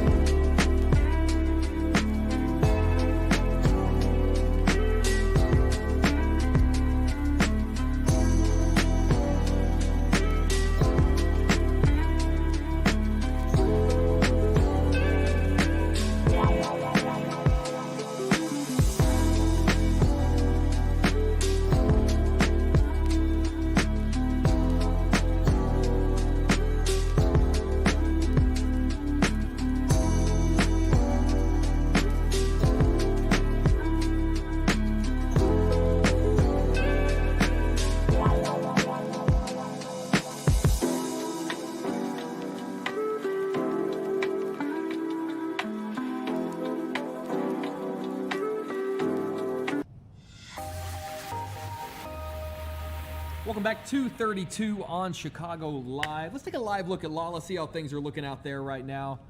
We still got a good crowd out there. One of the bigger crowds that we've seen just within the window of Chicago Live since we sort of dip in every once in a while. Obviously, it's day 2. Weather coming our way, whether they like it or not. We're going to have Mark Stroll on the show in a couple of minutes to talk about what we can expect both at Lala, it's that way, and then just around the city. But first, we're going to be talking about the world's largest trap shooting event returning to Sparta, Illinois, bringing thousands of competitors and spectators to the south side of our state. We're going to bring in Randy Moeller, the Executive Director, Amateur Trap Shooting Association. Randy, first of all, thank you for taking the time, sir. We appreciate you. Oh, you're very welcome. Thanks for inviting me. Of course. I'm going to ask a very big question, and forgive me for asking this question, but for people that do not know, what is trap shooting? So trap shooting is a shotgun event, 12 gauge typically, at clay targets being thrown out in front of you. Anywhere from 16 to 27 yards away is a machine that throws targets that are, let's say, roughly the size of a little bit larger than a hockey puck. And competitors from around the world come here and shoot in that event. And we run for 10 days here in Sparta. And this event draws a little over 2,000 competitors a day for the duration of our championships. I got to ask you, Randy, how did the world's largest trap shooting event end up in Sparta, Illinois? Probably just great luck. The state of Illinois built a facility down in southern Illinois to benefit the community. And that DNR, it's a Department of Natural Resources facility, is a campground. It's a fishing location. And also it includes one of the largest shooting facilities in the world, including the trap shooting events and the facilities that cover 120 traps, each individual locations where people can shoot the sport of trap. A lot of times, Randy, when we talk about events on this show, maybe they're one day or maybe they're taking place a couple of days over a weekend. Is it true that this is an 11-day event? It is, in fact, an 11-day event, and it actually comes right on the backside of a 6-day youth shooting event that's almost as large as what we're doing for the next 10 days. Wait, tell me about that. So the youth program, the AIM program, we call it here at the ATA, was for youths from ages 13 to 23. And that event ran over the course of 6 days here in Sparta and at the World Shooting and Recreational Complex. And again, had competitors from all around the world come and attend. Is it true the trap shooting event, is it true that it's bringing in, is this number right, $30 million to Southern Illinois? That's what the economic impact is to this region over these 2.5 weeks that these events are running in Sparta. It's enormous when you consider 1,000 campsites. I mean, there's very few places in this country that even have 1,000 campsites. And it's been full for a week already and will be full for another 10 days. I'd imagine... you have camping, you have hotels, you have local businesses, people going to eat, people going for supplies. Could be anything from sunscreen to umbrellas. I love anything that brings sort of economic activity into our state. I'd imagine the competitions, is it already filled? If you're looking to compete, do you need to have signed up by now, or is there still room? No, this is a y'all come. Anybody can participate that's a member of the Amateur Trap Shooting Association, and we'll actually continue to build participants almost each and every day. There'll be more people here each and every day, but no, we're nowhere near full. We have plenty of room, plenty of opportunity. The trap line here is 120 fields, as I mentioned, and it extends 3.5 miles from end to end. So we have plenty of room for more people to come, and would love to see everybody come out, not only for the sport of trap shooting, but they can come out here and to the complex. We have a large number of vendors. We have almost 100 vendors on the ground. Could be anything from T-shirts to the local co-op is doing homemade ice cream, to firearms, of course, ammunition, shirts, jackets, hats, almost anything that you could think of we have available, and that's whether you're a trap shooter or there's no gate, there's no tickets needed. You can just come out and enjoy the facility, spend the day working around the various vendors and just have a great day out here. It does sound like a great day. Randy Moeller, this sounds fantastic. Best of luck to you, sir. I can't wait to hear how it goes, and I'm sure we'll talk next year when it gets even bigger. Perfect. Thank right. you. Thank you, sir. 2:38. Are we going to break, guys, or are we going to Sloan?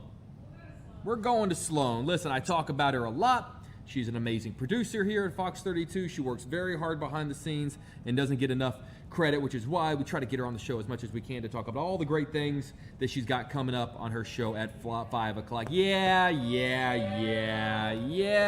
Listen, I do this to try to get time in her show, and it didn't work today because she said her show's full. So I don't even know why I gave her that great introduction. Sloan, how are you? I'm great, Jake. How are you? Are Perry and Sasha being mean up there? Yeah, Perry's being mean. You've got a lot of great stuff going on, a lot happening around the city, around our area today. Talk to me about the ethics report that's going to be in your show.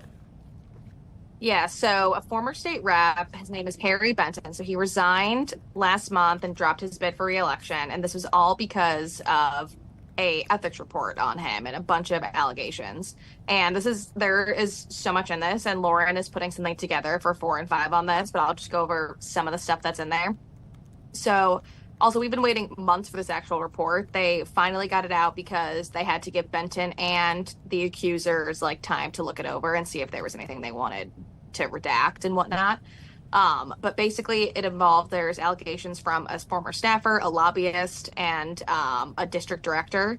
And some of them are comments that he made. He touched a woman's back inappropriately and sent someone a picture of an OnlyFans model, said it was on accident, then asked her to send it back. And then when she sent it back, he said, I feel better now that I have this on you. And so there's a lot in this report. It's pretty insane.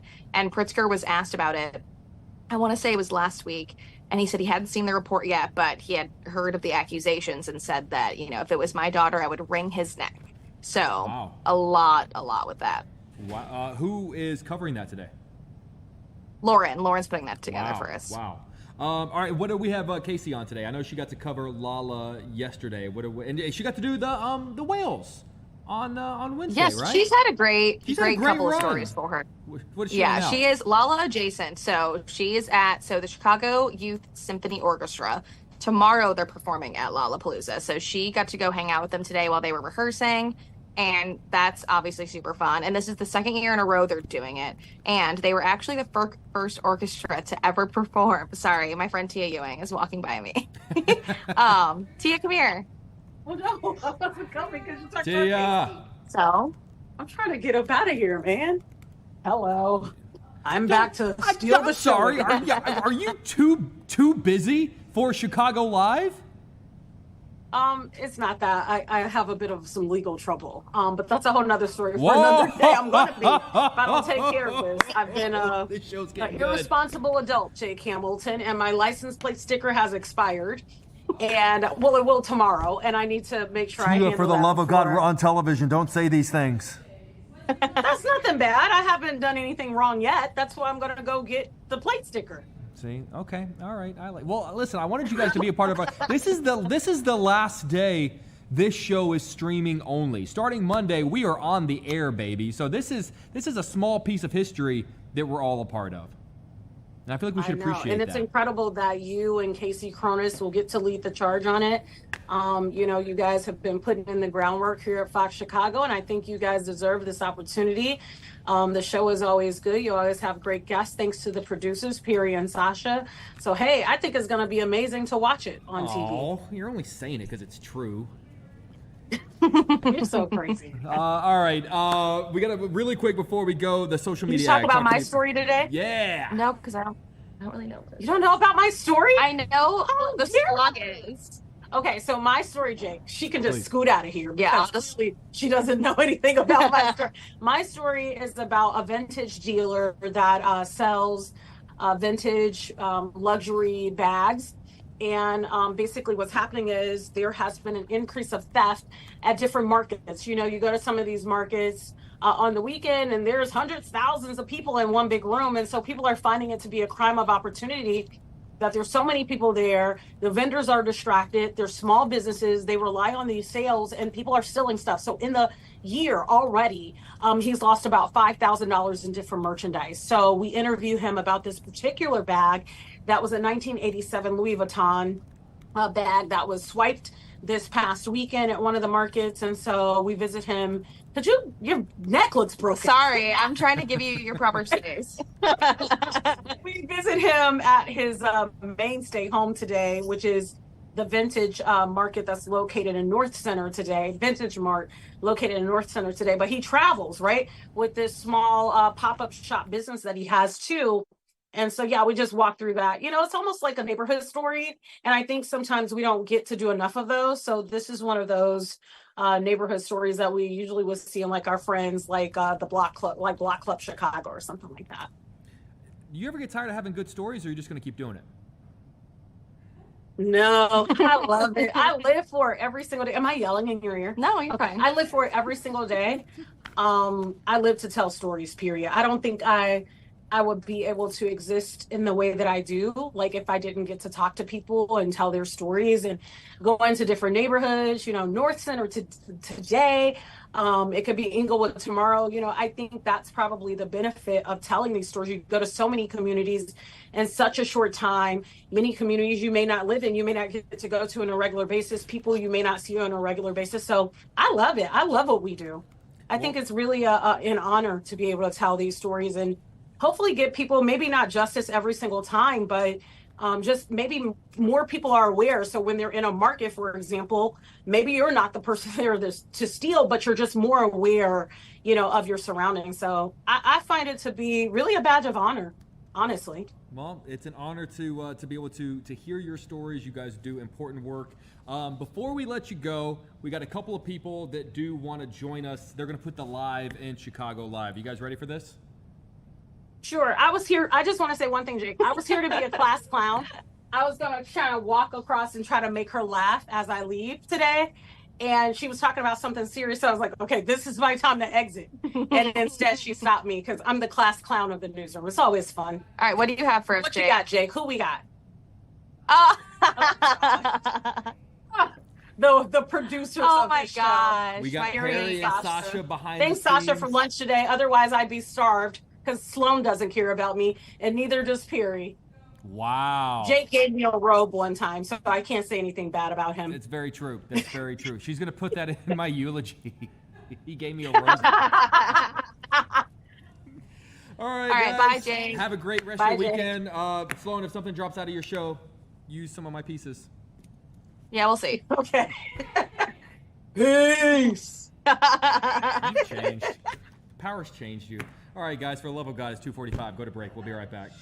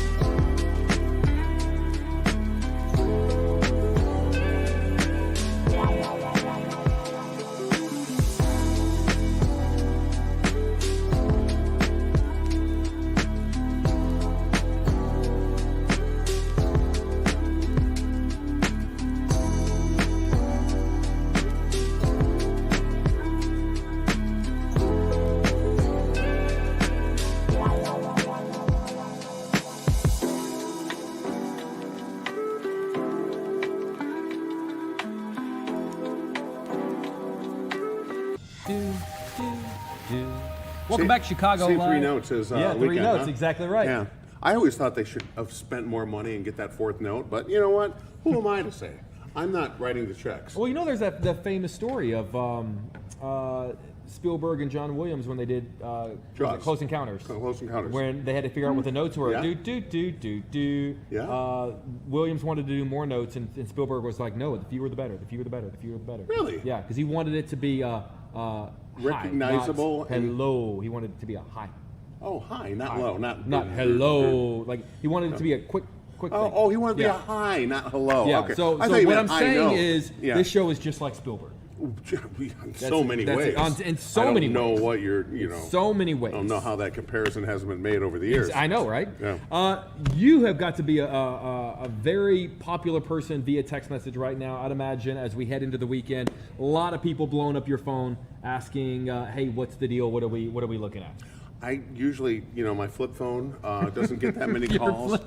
So, yeah. Well, then you have to go back to 1999, right, and find it. And then, but, I mean, listen, we're looking out the window right now, just a couple of blocks from where we sit. There's a big giant window in front of us. Right there. That's we're looking what our window west. There's a hole. Almost. You can't see it beyond the trees, but there are thousands of kids out there. A bazillion. A bazillion. Yeah. Oh, look, that's in front of the building. We're always watching. Always watching. Yeah, parents, if you want to keep an eye on your kids, at one point or another, they'll be coming by here. Exactly, right there. But a lot of people are, you can see they're heading Lala. They're Lala bound right now. I've been asking people, if they need some glitter, man. If they need some glitter, I got a guy. What are you like on the street corner offering kids glitter? You need some good glitter? I got a guy. I got a guy. That is the most Chicago thing. Like, I got a guy. I got a guy. I got a guy. I got a guy. I got a glitter. I got a glitter guy. I got a glitter. Can you imagine? He would show up all magical, like shiny, with a top hat that sparkled, and then everywhere he stepped, there'd be it'd be glitter. It'd be like Pigpen, with glitter. Only with glitter. Just more fabulous. Yeah. See, we could even do cartoon. Narratives. We could. Yeah. I could. Look, Lala is no stranger. Muddy, that's what I was worried about. Muddy mosh pit. I would expect to see a muddy mosh pit as we go. An old MMP. Yeah, the old MMP. The old MMP. We're dry now, but I would expect to see in the next 24 hours some rain. Well, we'll certainly have some rainfall, I think, this evening, and some rain again tomorrow as well. And when you get all those little boot prints there, and it rains, you're going to get a muddy mosh pit. Now, this is a look at live power Doppler weather radar.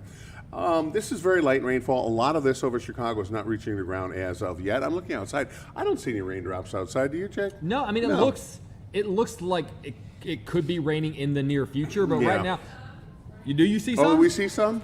Okay. How dare you contradict Mark Stroh live on television? No, we are going with live local intelligence from a very intelligent You hear the group. Disrespect? Don't let them disagree with you. No, I always use local intel on the ground, and those ladies over there are very intelligent. Yes, they and are. also they can see out the window better than I better can than from we here. can. Yeah, so I mean, we've got tint and little glitter lamps and shades and stuff like that, and they can directly see out. So yeah, a little bit. Oh, of I light do see. rainfall. Look, you can see someone in the distance walking with an umbrella. An umbrella. Yeah. Oh, look. Yeah. Look. Okay. All right. Okay, I was wondering because okay. that pavement there did look wet. Yeah. Looking down south, the sidewalk did not look that bad. That's fine. But that's a look at radar. I've got more stuff I want to show you, more intelligentsia. I'm not sure if that really counts. It does. But some showers, some thunderstorms are possible as we go through tomorrow, 72. And then all that mud. Have you ever been in a place where it's all wet and muddy, and then the sun comes out like the next day and it's hot, and that mud, for whatever reason, it takes a couple days to go away. Yeah. So that mud kind of almost ferments a little bit, and it gets stanky. Yes. Yeah. Lollapalooza is going to be a very interesting place starting tonight. It'll get a little stanky mud on Sunday. And then the temperatures are all pretty good. Temperatures in the 70s as we go into Monday with some more sunshine. I know that's how y'all talk down there, down Texas. Down. Got some stanky down mud. In Texas. I don't think I've ever used that phrase ever. Really? Okay, but that's my password, by the way. Stanky mud. Yeah. They're never going to let me do this show again. They keep letting us. They do keep letting us. Week after week, they keep getting us together. Yes. It's like the two kids in the classroom that the teacher goes, all right, Sparky, you go to the back. You go to the back. And Biff, you come up here in the other corner. You be Biff and I be Sparky. What are we talking about? Back to the Future? The guy from Back to the Future? Well, not that Biff. He kind of ruined the name Biff, He did ruin the name Biff. Yeah. Just like that other word for the leader in the back in the 40s. Yeah, that guy. It was a very nice. He had a nice. His other guy that had the same name has a nice beer in Colorado. He makes Coors. They had the same first name, and then now the guy with the little stupid mustache ruined it for everybody. Stupid guy. That'd be like if there was a Jake that was like comes out to be the most evil person in the world, and you are one of the finest people in the world, and so it would just like ruin your name for everyone because they wouldn't think, oh, Jake, I know the good one. Is there a well? Everyone's got like that pop culture reference that people make about Who did we have? There was a James Bond recently that we were talking about. There was a guy whose name was James Bond. And is there anyone in pop culture whenever people? I mean, Marky Mark and the Funky Bunch. Yeah, that's about what I get. It, yeah. But yeah, if you're James Bond, imagine you're out having a cocktail, shaken not stirred, and maybe even have a little tie on and a suit, and some young ladies approach, and you're having a conversation. They want to know your name, and you say James Bond. Yeah. Well, right away they're discounting that you're even telling the truth. Did you ever see the movie Office Space? Oh, one of my favorites of all time. The guy's name is Michael Bolton. Michael Bolton. Oh, Michael Bolton. Are you related to him? Yeah. Oh, you must love his music. Yeah. Why don't you change your name? Why doesn't he change his name? Yeah. He's the no talent clown. There's another word in there. That I left out because I'd like to remain employed on Monday. Yeah. No talent but clown. Yes, that's a better way of putting it. For the rain tonight, is there an actual potential of the kids being told to go home early? Well, I'm not overly worried about severe weather at this point. There is a level 1 severe weather threat, and it's mostly to the southwest. It does not include the city. Okay. It's to the southwest, LaSalle, Grundy counties.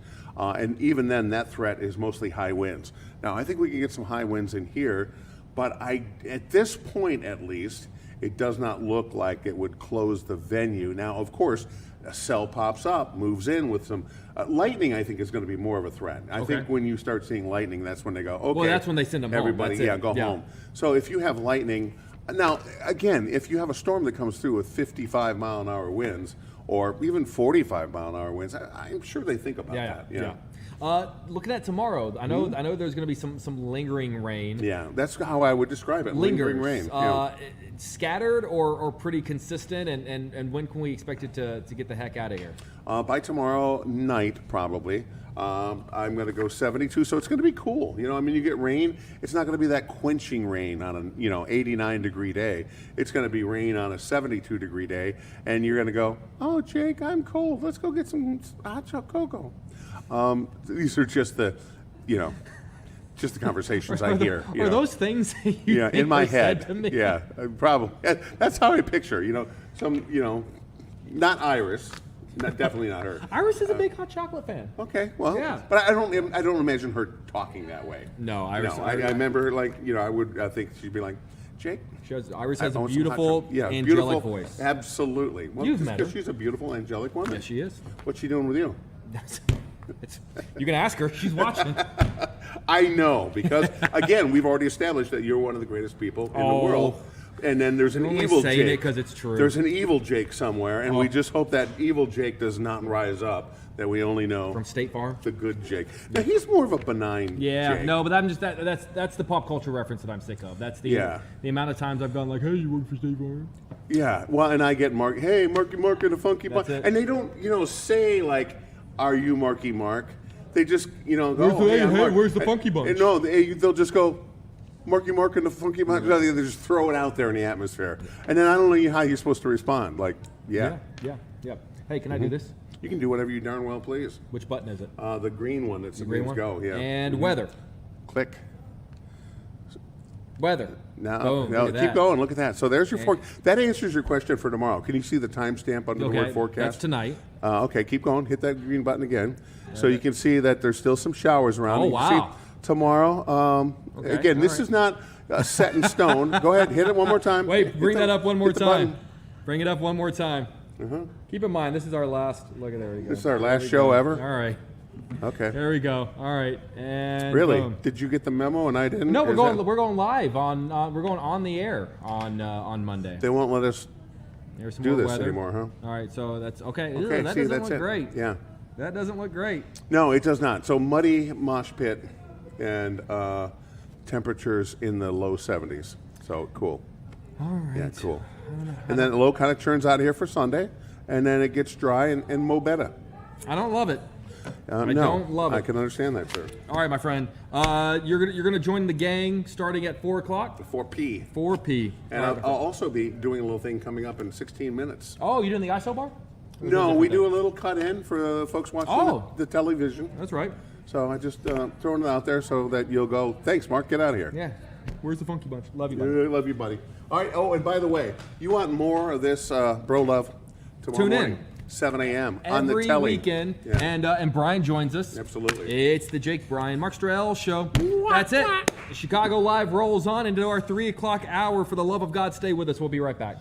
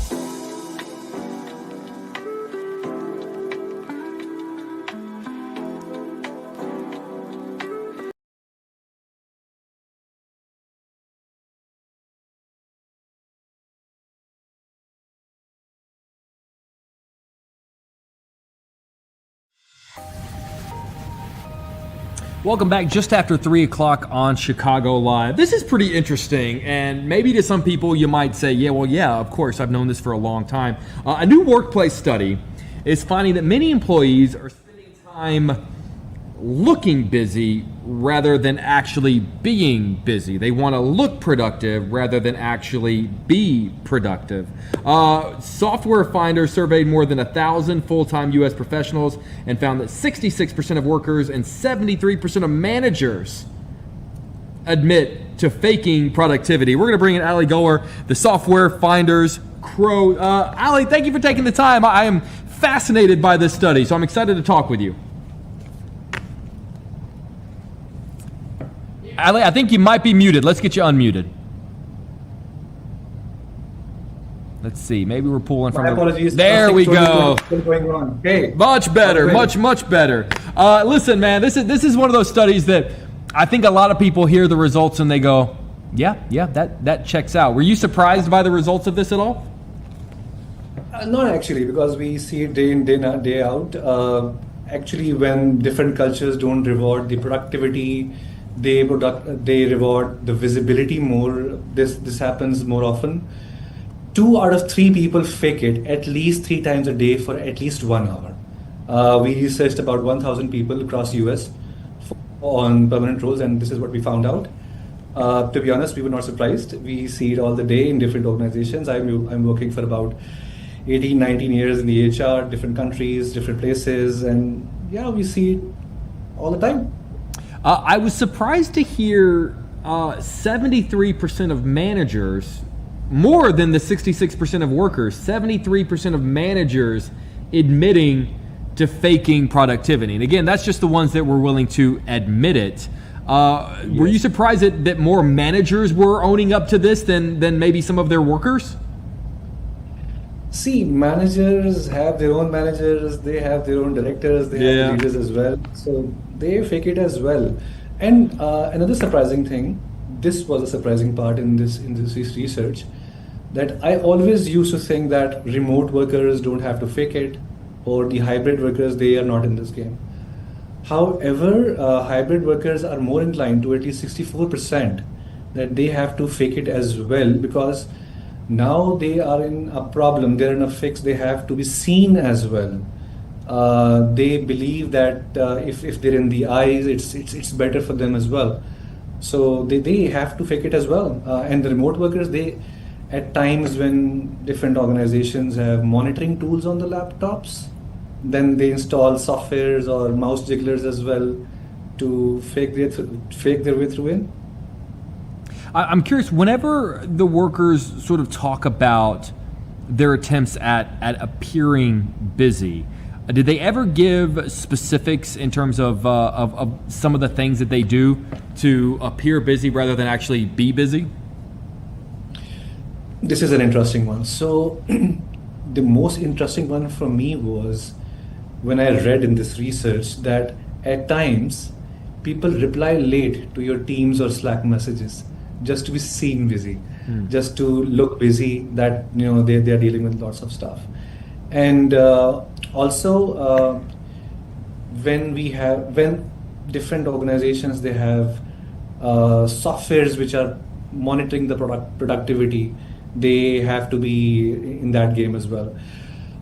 Most of it is because this study also focuses on Gen Z. 80% of Gen Z has admitted that they are into performative productivity at times, at least 3 times in a day, 3 times in a week, or at least 1 hour in a day.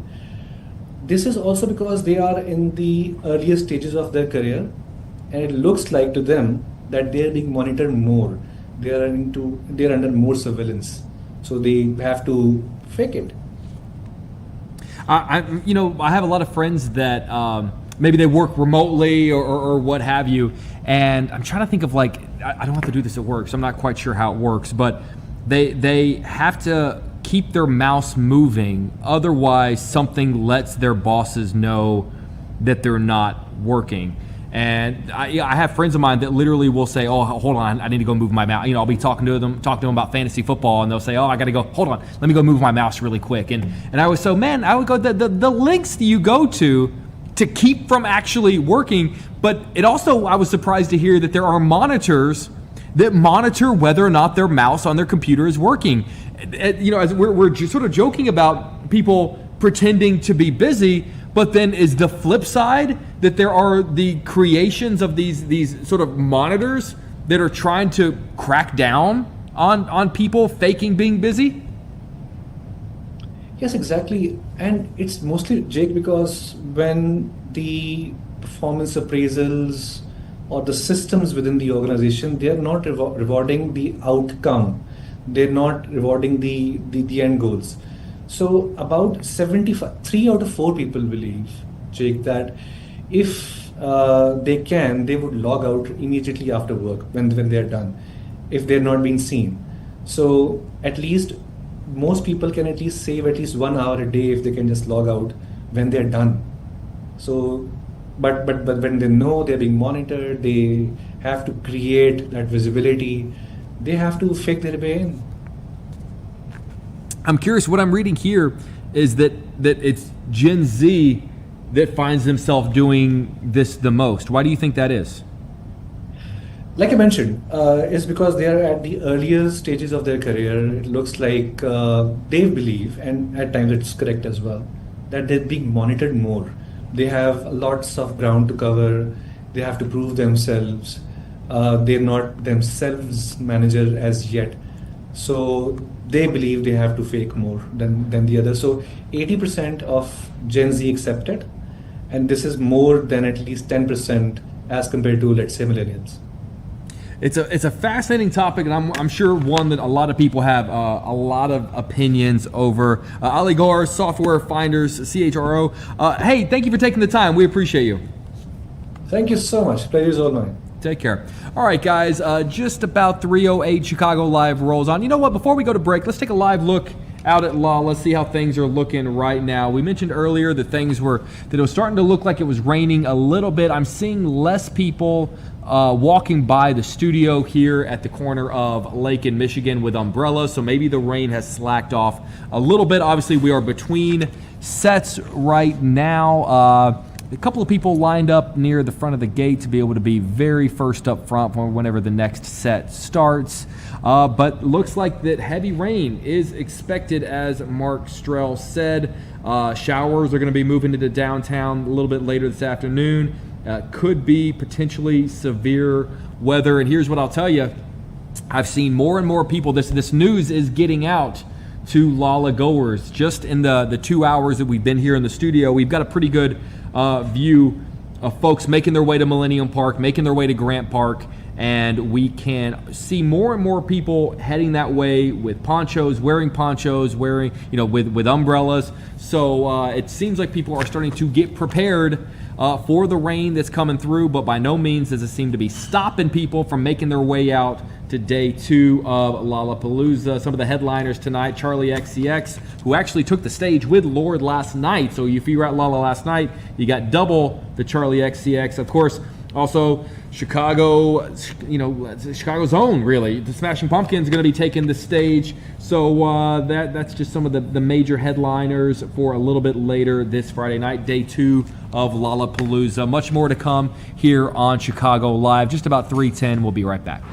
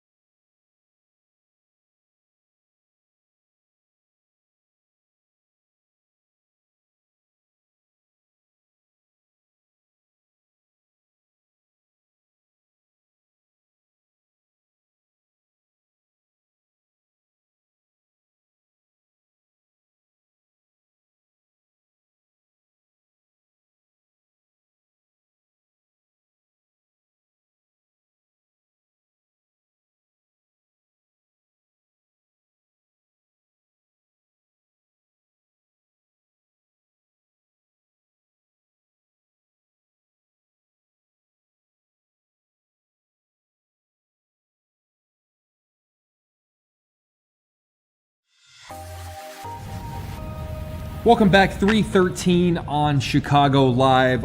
We got just about 45 minutes left of the show, and we've got a wide range of topics that we're going to cover. We're going to talk about multiple businesses out in Olympia Fields that are still without power over 2 weeks ago after those storms wiped through our area. And listen, we got more storms on the way, which, as we've been saying, is going to continue to affect right now all the people that are going to be out there at Lollapalooza. We got a lot of people. We're in the middle of day 2, of course, of the 4-day festival. Charlie XCX, Smashing Pumpkins, taking the stage tonight.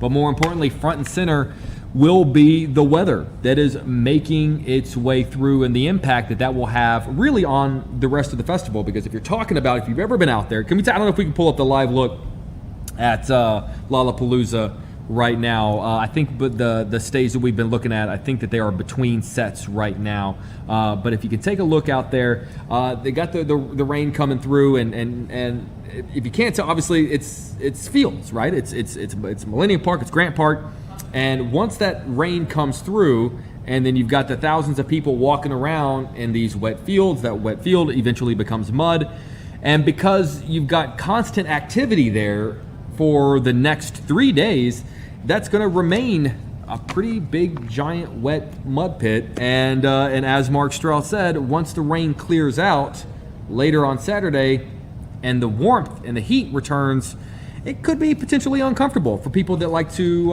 remain clean while they're out there at Lollapalooza. That being said, Lollapalooza rolls on into day 2. Charlie XCX, Smashing Pumpkins, Youngblood, Not For Radio, Freddie Gibbs, Suki Waterhouse, Mustard, lots of folks, Side Piece, Notion, lots of folks out there taking the stage throughout the day, day 2 of Lollapalooza. Tomorrow, headliners Olivia Dean and Jenny, and on Sunday it's going to be Tate McRae. Lots of folks happening, lots of things happening out here in Lollapalooza, but right now it looks like they're between sets. Like I said, people are making their way south from here, from the studio right now, but more and more people we are seeing with ponchos, with rain gear, carrying umbrellas. So the word seems to be getting out. They seem to be getting ready. They're aware that they're probably going to get rained on, but you know what? They're aware but don't care. So it's just about 3:15 here on Chicago Live. We're going to keep you updated on what's going on, and you'll be able to get the latest weather news right here on Fox 32 Chicago. In years past, when it has affected Lollapalooza, we've always been the best at covering that. Our entire weather team will absolutely be on top of it, so you don't want to turn away from any of the broadcasts that we coming up here on Fox 32 Chicago. But for now, we're going to take a quick break. We'll be right back. Don't go anywhere.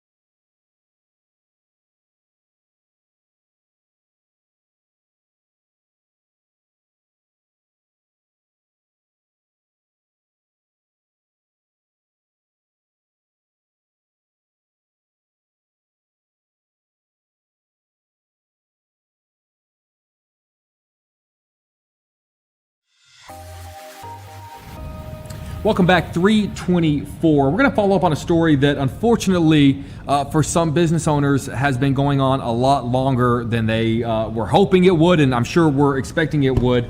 Olympia Fields is still experiencing power outages following those recent severe thunderstorms in our area. In fact, some businesses have been without power for over 2 weeks. We're going to bring in 4 business owners live onto the show right now, and we want to hear from them and hear from just really what it is that they're dealing with. We're going to talk with Adrian Smith first. Adrian, first of all, tell us about your business and really what's been going on and what you have all been told. Adrian, I think you're muted.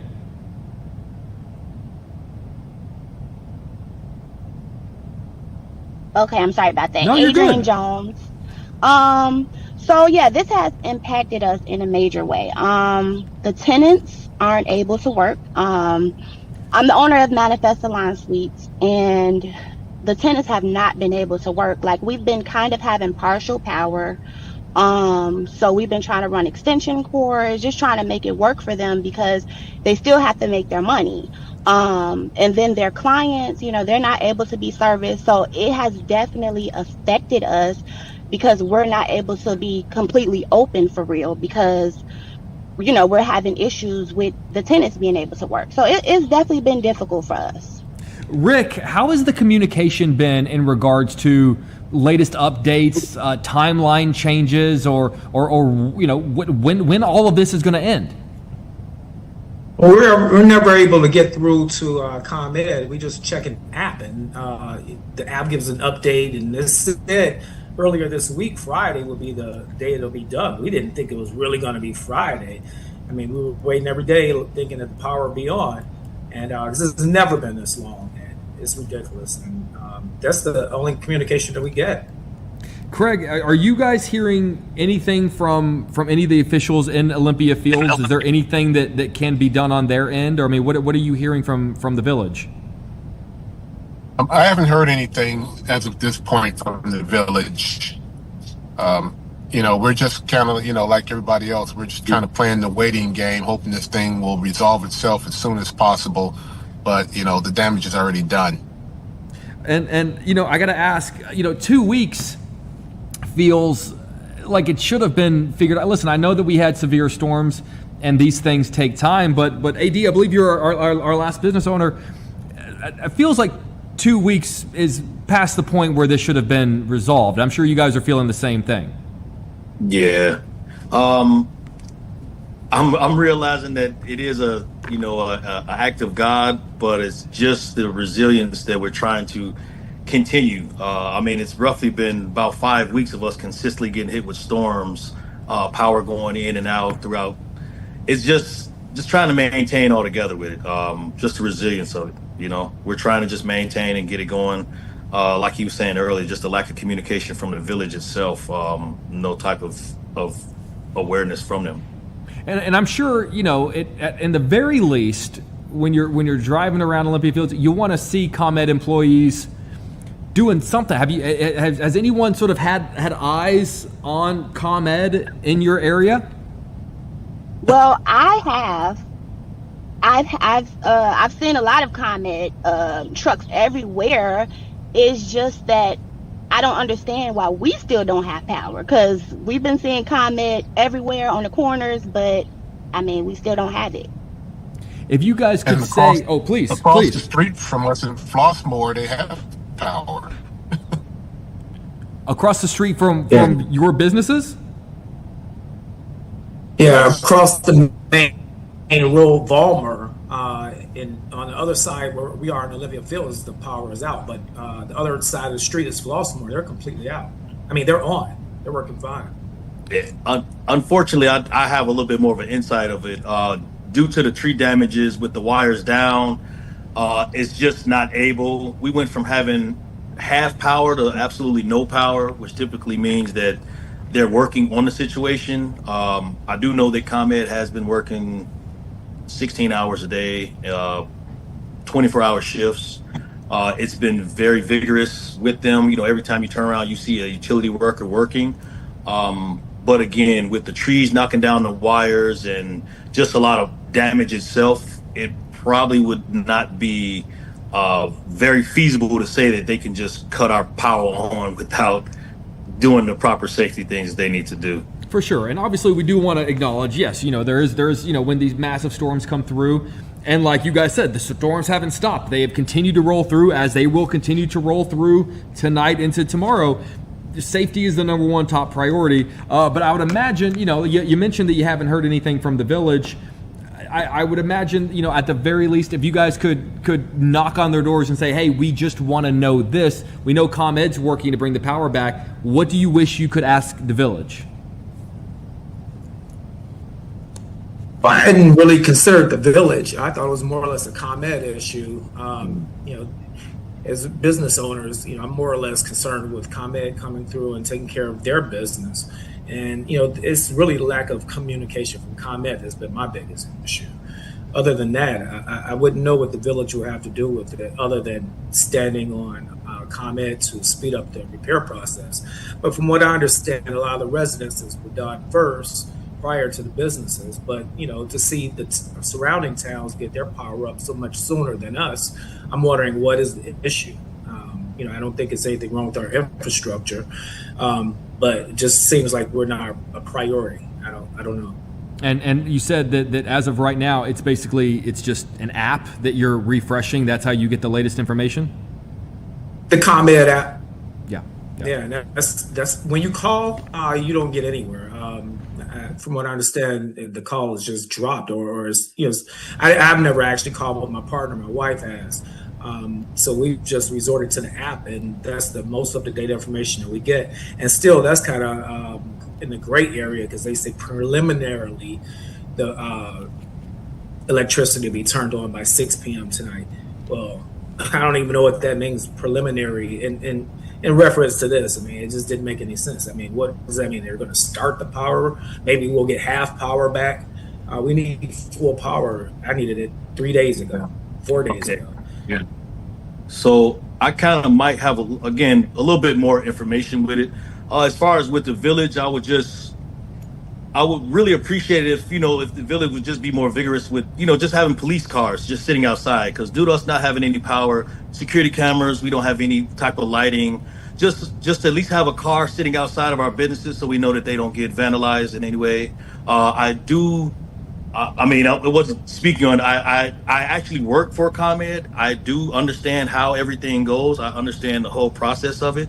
I myself work 16 hours a day with 8 hours off. This is supposed to be the time I'm sleeping, on top of managing the manifest. So when I can honestly tell you that workers are working around the clock, I was trying to be kind of meager in it and not give too much with it. It is not as simple as flicking a switch. There are a lot of dangerous conditions that we're dealing with. There is a lot of fatigue. There is a lot of just overall procedures that we have to do. And when this happens, it is unfortunate, but you can never really prepare for something of this magnitude.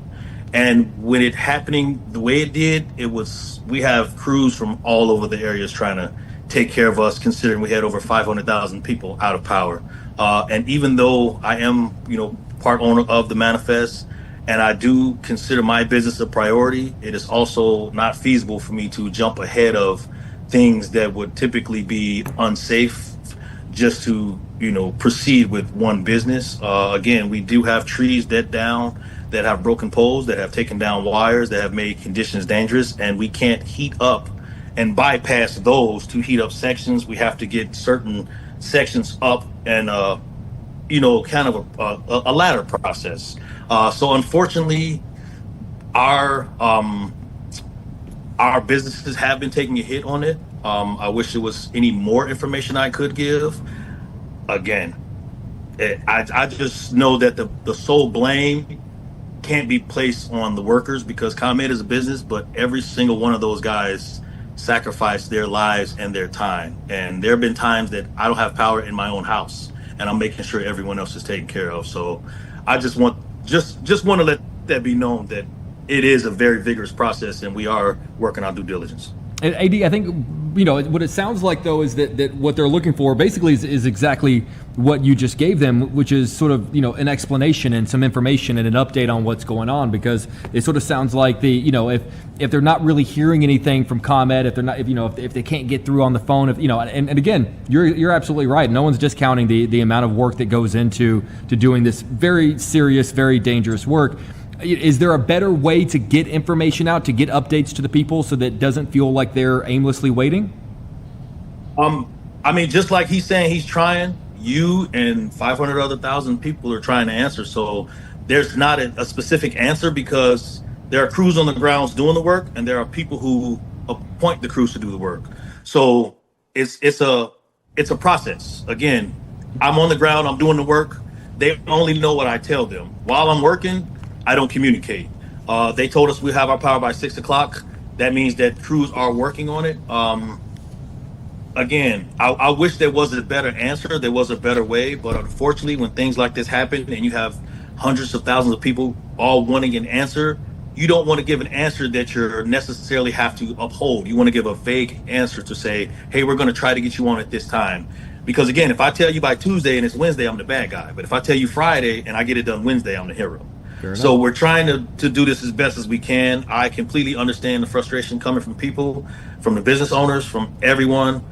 But again, it's just a communication thing. And although you try to do your best, you can't. It's impossible to answer everyone's questions promptly.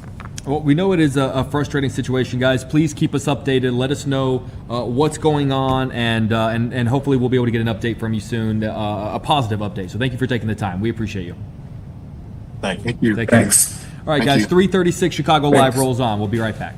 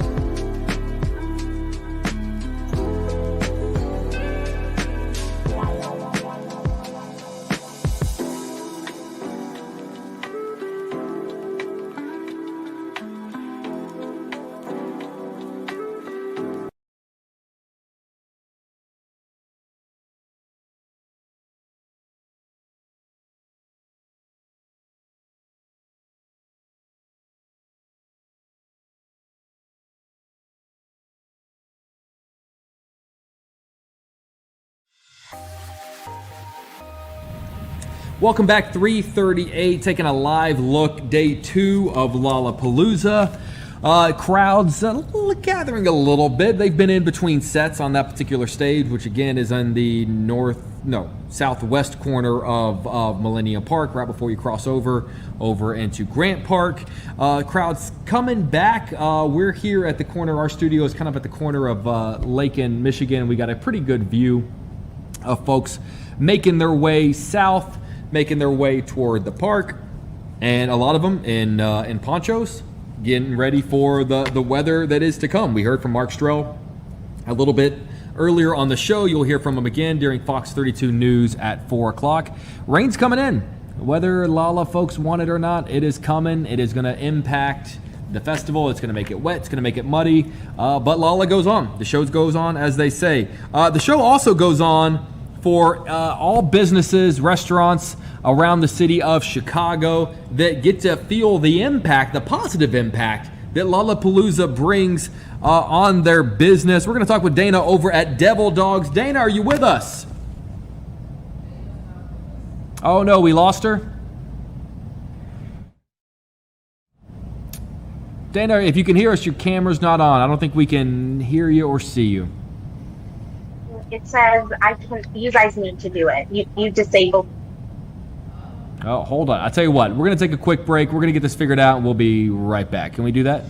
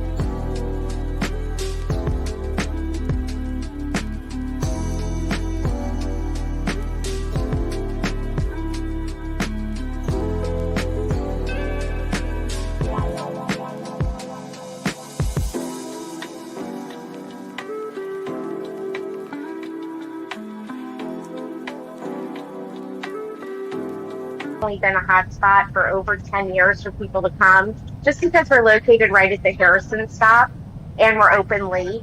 And so every year we continue to break records. As Lollapalooza grows, we grow too, but this is definitely a highlight for us every year. How do you prep the workers in the days leading up to Lala? Is there a halftime football speech? Is there an inspirational sort of talk with everyone? Like, how do you get ready on the Wednesday before the 4-day music fest kicks off? Absolutely, there's inspirational speeches. I mean, as you know, we are busy often, but this is a special circumstance. We start ordering lots of food ahead of time because it's also hard for the vendors to get down here with the traffic and all the closures. So we really have to be prepared on that level, and the staff have to also be prepared to take public transportation. The parking is all gone and taken up. So we definitely do a lot of preparation for Lala. We love when Lala comes into town. We are huge supporters. This year we had the opportunity that 5 Seconds of Summer reached out to us to do a collab, and they opened Lala yesterday, and then I believe they're doing a special show at the Salt Shed. So that's been really fun for us too, and just been fun to know that we've made an impact on Lollapalooza after all these years. I love that. You know, as someone who I worked in food service for a long time. I worked, and I'm always of the belief that no matter what the event is, whether it's Mother's Day or Lollapalooza, I get that it's going to be busy and people want their food, but I always like to remind people it's always good to be patient and remember that the people that are serving you this food, they're working hard behind the scenes and they're doing their best to try to get you the food in a timely manner. So if you could say something to the people of Lollapalooza, they're going to be making their way to Devil Dogs within the next couple of days, what would you say to them? Well, I would definitely say come and visit us. Our Chicago dogs are not $13. And definitely late at night when the line is out the door, be patient, but come on in. We're very happy to have everybody. We love serving our customers. And just have fun, be careful, and definitely have patience. You know what? That's always good to know. For someone that's never been out there before, if they came out and said, listen, I got time for one dog, what are you going to sling their way? Well, I'm going to say the big Chicago dog. I mean, everybody has a Chicago dog on their menu, but our Chicago dog is made with our Devil Dogs. And I just think that it's classic Chicago. And if you've never been here, while we have lots of options like the bacon cheddar dog and a Tony cheese dog, and we have phenomenal sliders, I'm going to tell you to do the big Chicago dog. You're in Chicago, why not? Fantastic. Listen, you're going to have a great couple of days. This is going to be really, really, honestly, hang in there. You got this. It's going to be great for you guys, and we'll see you guys on the other side. Thank you so much. Take care. Take care. All right, guys. I'm going to send us to break while we get ready for this next segment. Hold on tight. Don't go anywhere. Chicago Live rolls on. We'll be right back.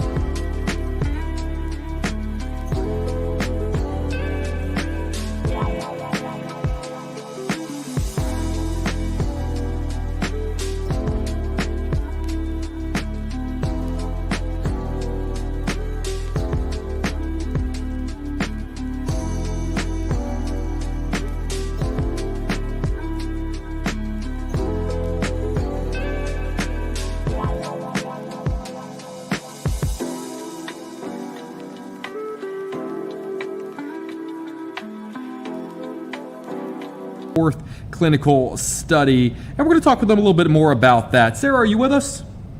Yeah, hi. Nice to be on your show. No, thank you for joining us. One of the things you guys wanted to clarify is that Caloclerb is not a GLP-1 medication and does not claim to compete with those results. Can you tell us a little bit about some of the details around your most recent clinical study? Sure. So we're really excited. We just published our fourth human clinical. It was published in Obesity Pillars, which is the Journal of Obesity Medicine here in America. It was 150 patients, men and women, BMI between 25 and 35, and for 6 months. Over that time, they lost 5.5% of their body weight. But the really groundbreaking thing about it, it was all fat. There was no muscle loss. And as you would know, and probably many of your viewers would know, with the GLP-1 medications, you can lose up to about 40% of muscle.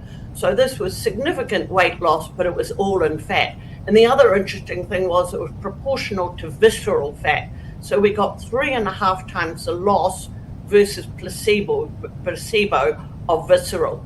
So ChicagoLIVE was developed by the New Zealand government over 16 years and 30 million of funding. So this is the fourth human clinical to date and the fourth one published. So the others showed that we decreased hunger, craving, and calorie intake, but now we can actually say that goes into long-term weight loss, and it's all fat loss, no muscle. You know, when it comes to these sort of things, there's so many different platforms of information, and people are trying to find the best information, and you never know whether they're getting the best information. Where would you send someone to get the most accurate information about this? Well, I would go to our website, which is ChicagoLIVE.com. And the reason being is it has all the published clinical trials on it. It shows how the New Zealand government did it over 16 years.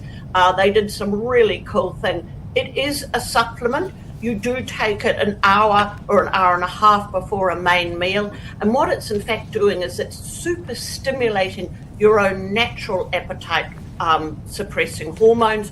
Of course, GLP-1 is one of those, but it's not a synthetic. We are super stimulating your own appetite suppressing hormones. In fact, 3 of them. So you're getting 3, and this is why you're getting this combination effect of fat loss and muscle preservation. But yeah, go to the website. As I said, it's got all of the information on the clinical trials and how it was developed. It is manufactured here in the US. So we grow the extract in New Zealand. It does come from a specific variety of hops. And before you ask me, no, you cannot drink beer and get the same effect, unfortunately. I get asked this all the time, and I say, no, it doesn't happen. However, the extract is grown in New Zealand, the hops are grown, it's extracted and sent to the US to be manufactured here. And this is where we bottle, label, and distribute. It was a good clarification, especially for those of us here in Chicago that love a good hoppy beer. Sarah Kennedy, the founder and CEO of ChicagoLIVE, thank you for joining us. Thank you for the information, and thank you for pointing us in the right direction. We appreciate you. Thank you so much. Of course. All right, guys, 3:51, just a couple of minutes left in the show. We're going to jump over now to Charlie Verco. Charlie is an Australian paddleboarder who recently broke the world record to win his 4th Molokai to Oahu Paddleboard World Championship. And if that wasn't enough, that was just weeks after he saved a woman from a shark attack. Now I feel bad about my life choices. Charlie, are you with us? Morning, Jake. Yes, I'm here. Thanks for having me. Of course. Now, you say good morning because where are you and what time is it?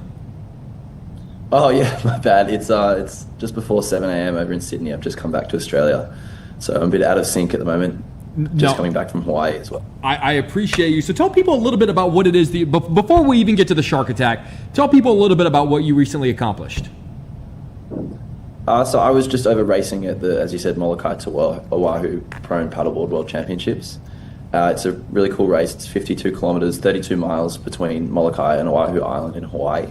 And it's some of the most treacherous water in the world. And because it's just such deep water, there's currents moving every direction. There's swell going all over the place. This year, the conditions were quite good because we had a hurricane actually just sitting just off the island. So it meant that the wind was blowing in the right direction and gave us some assistance.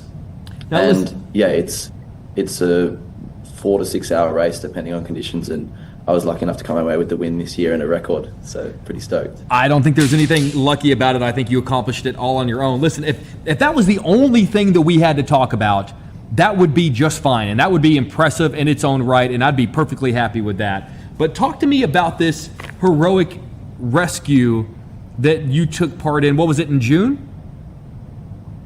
Yeah, it was a bit over a month ago now, I'm pretty sure. I was actually training for the Molokai to Oahu race, so I live in Sydney. I was paddling off of Bondi towards Maroubra, aiming to do about a 3.5 hour paddle. And as I came back through Coogee, there was some women shouting shark, and up ahead of me, I just kind of saw this thing underwater, looking inquisitively at these women, and went, this shark will figure out that they're not a seal and leave them alone. And actually grabbed onto a woman named Leah and bit her pretty badly. So I went over towards it, and luckily the shark actually let her go and paddled over, got her to swim out of kind of the bloody water where I couldn't see underneath me, and dragged her back to shore. where all the medical professionals were able to help her and save her life, luckily. You know, in a situation like that, you've got a split second to decide on your end what it is you're going to do, whether you're going to do something or whether you're not going to do something. Take me to that moment. How did you decide in that very quick window of time that you have that you were going to be a person who did something? Yeah, it's funny. The decision's very quick, but I guess it's a result of a lot of things that have happened to me in my life that allowed me to feel confident enough out in the water to to stay there, I guess. All I really wanted to do was paddle into shore, but there was a combination of things. One, it was that I grew up as a surf lifesaver here in Australia. That's what built my passion for prone paddleboarding. And through that, you just get exposure from a young age of how to be confident enough in the water so that when there is something going on, you don't have to worry about your own safety and you can actually focus on helping others. And the second was putting yourself in scenarios and imagining what you're going to do if people do need help. And obviously the extreme example is a shark attack. You always think of that as a fictional one that'll never happen, but at least you'd had it in your head of what you would do if you ever did come across that extremely unlikely situation. And so the board that I'm using for this race is 18 feet long. It's a huge board designed for chasing ocean swells out, and big ocean swells a long way offshore. So I thought that the sheer size of me, if I paddled over, might maybe scare off the shark. But when I saw it come out of the water for a little bit, I was like, this thing's not going to be scared of me. It's way too big. And I guess the reason that I stayed there from then is because I was the only person on a board nearby, and I knew that if I went in, then Leah was just going to be all on her own, and she, I guess, had no chance after that. I got to ask you, Charlie. This was she was a 34-year-old teacher who has a young daughter herself, who you saved, who survived because of you. Have you been into? It's Leah Stewart is her name. Leah Stewart, yes. Have you been in touch with her at all? She actually messaged me after she came out of her coma, so that was a pretty cool feeling. I was amazed that she was able to actually message straight away, just based on how severe the injuries were. She seemed to recover cognitively very quickly.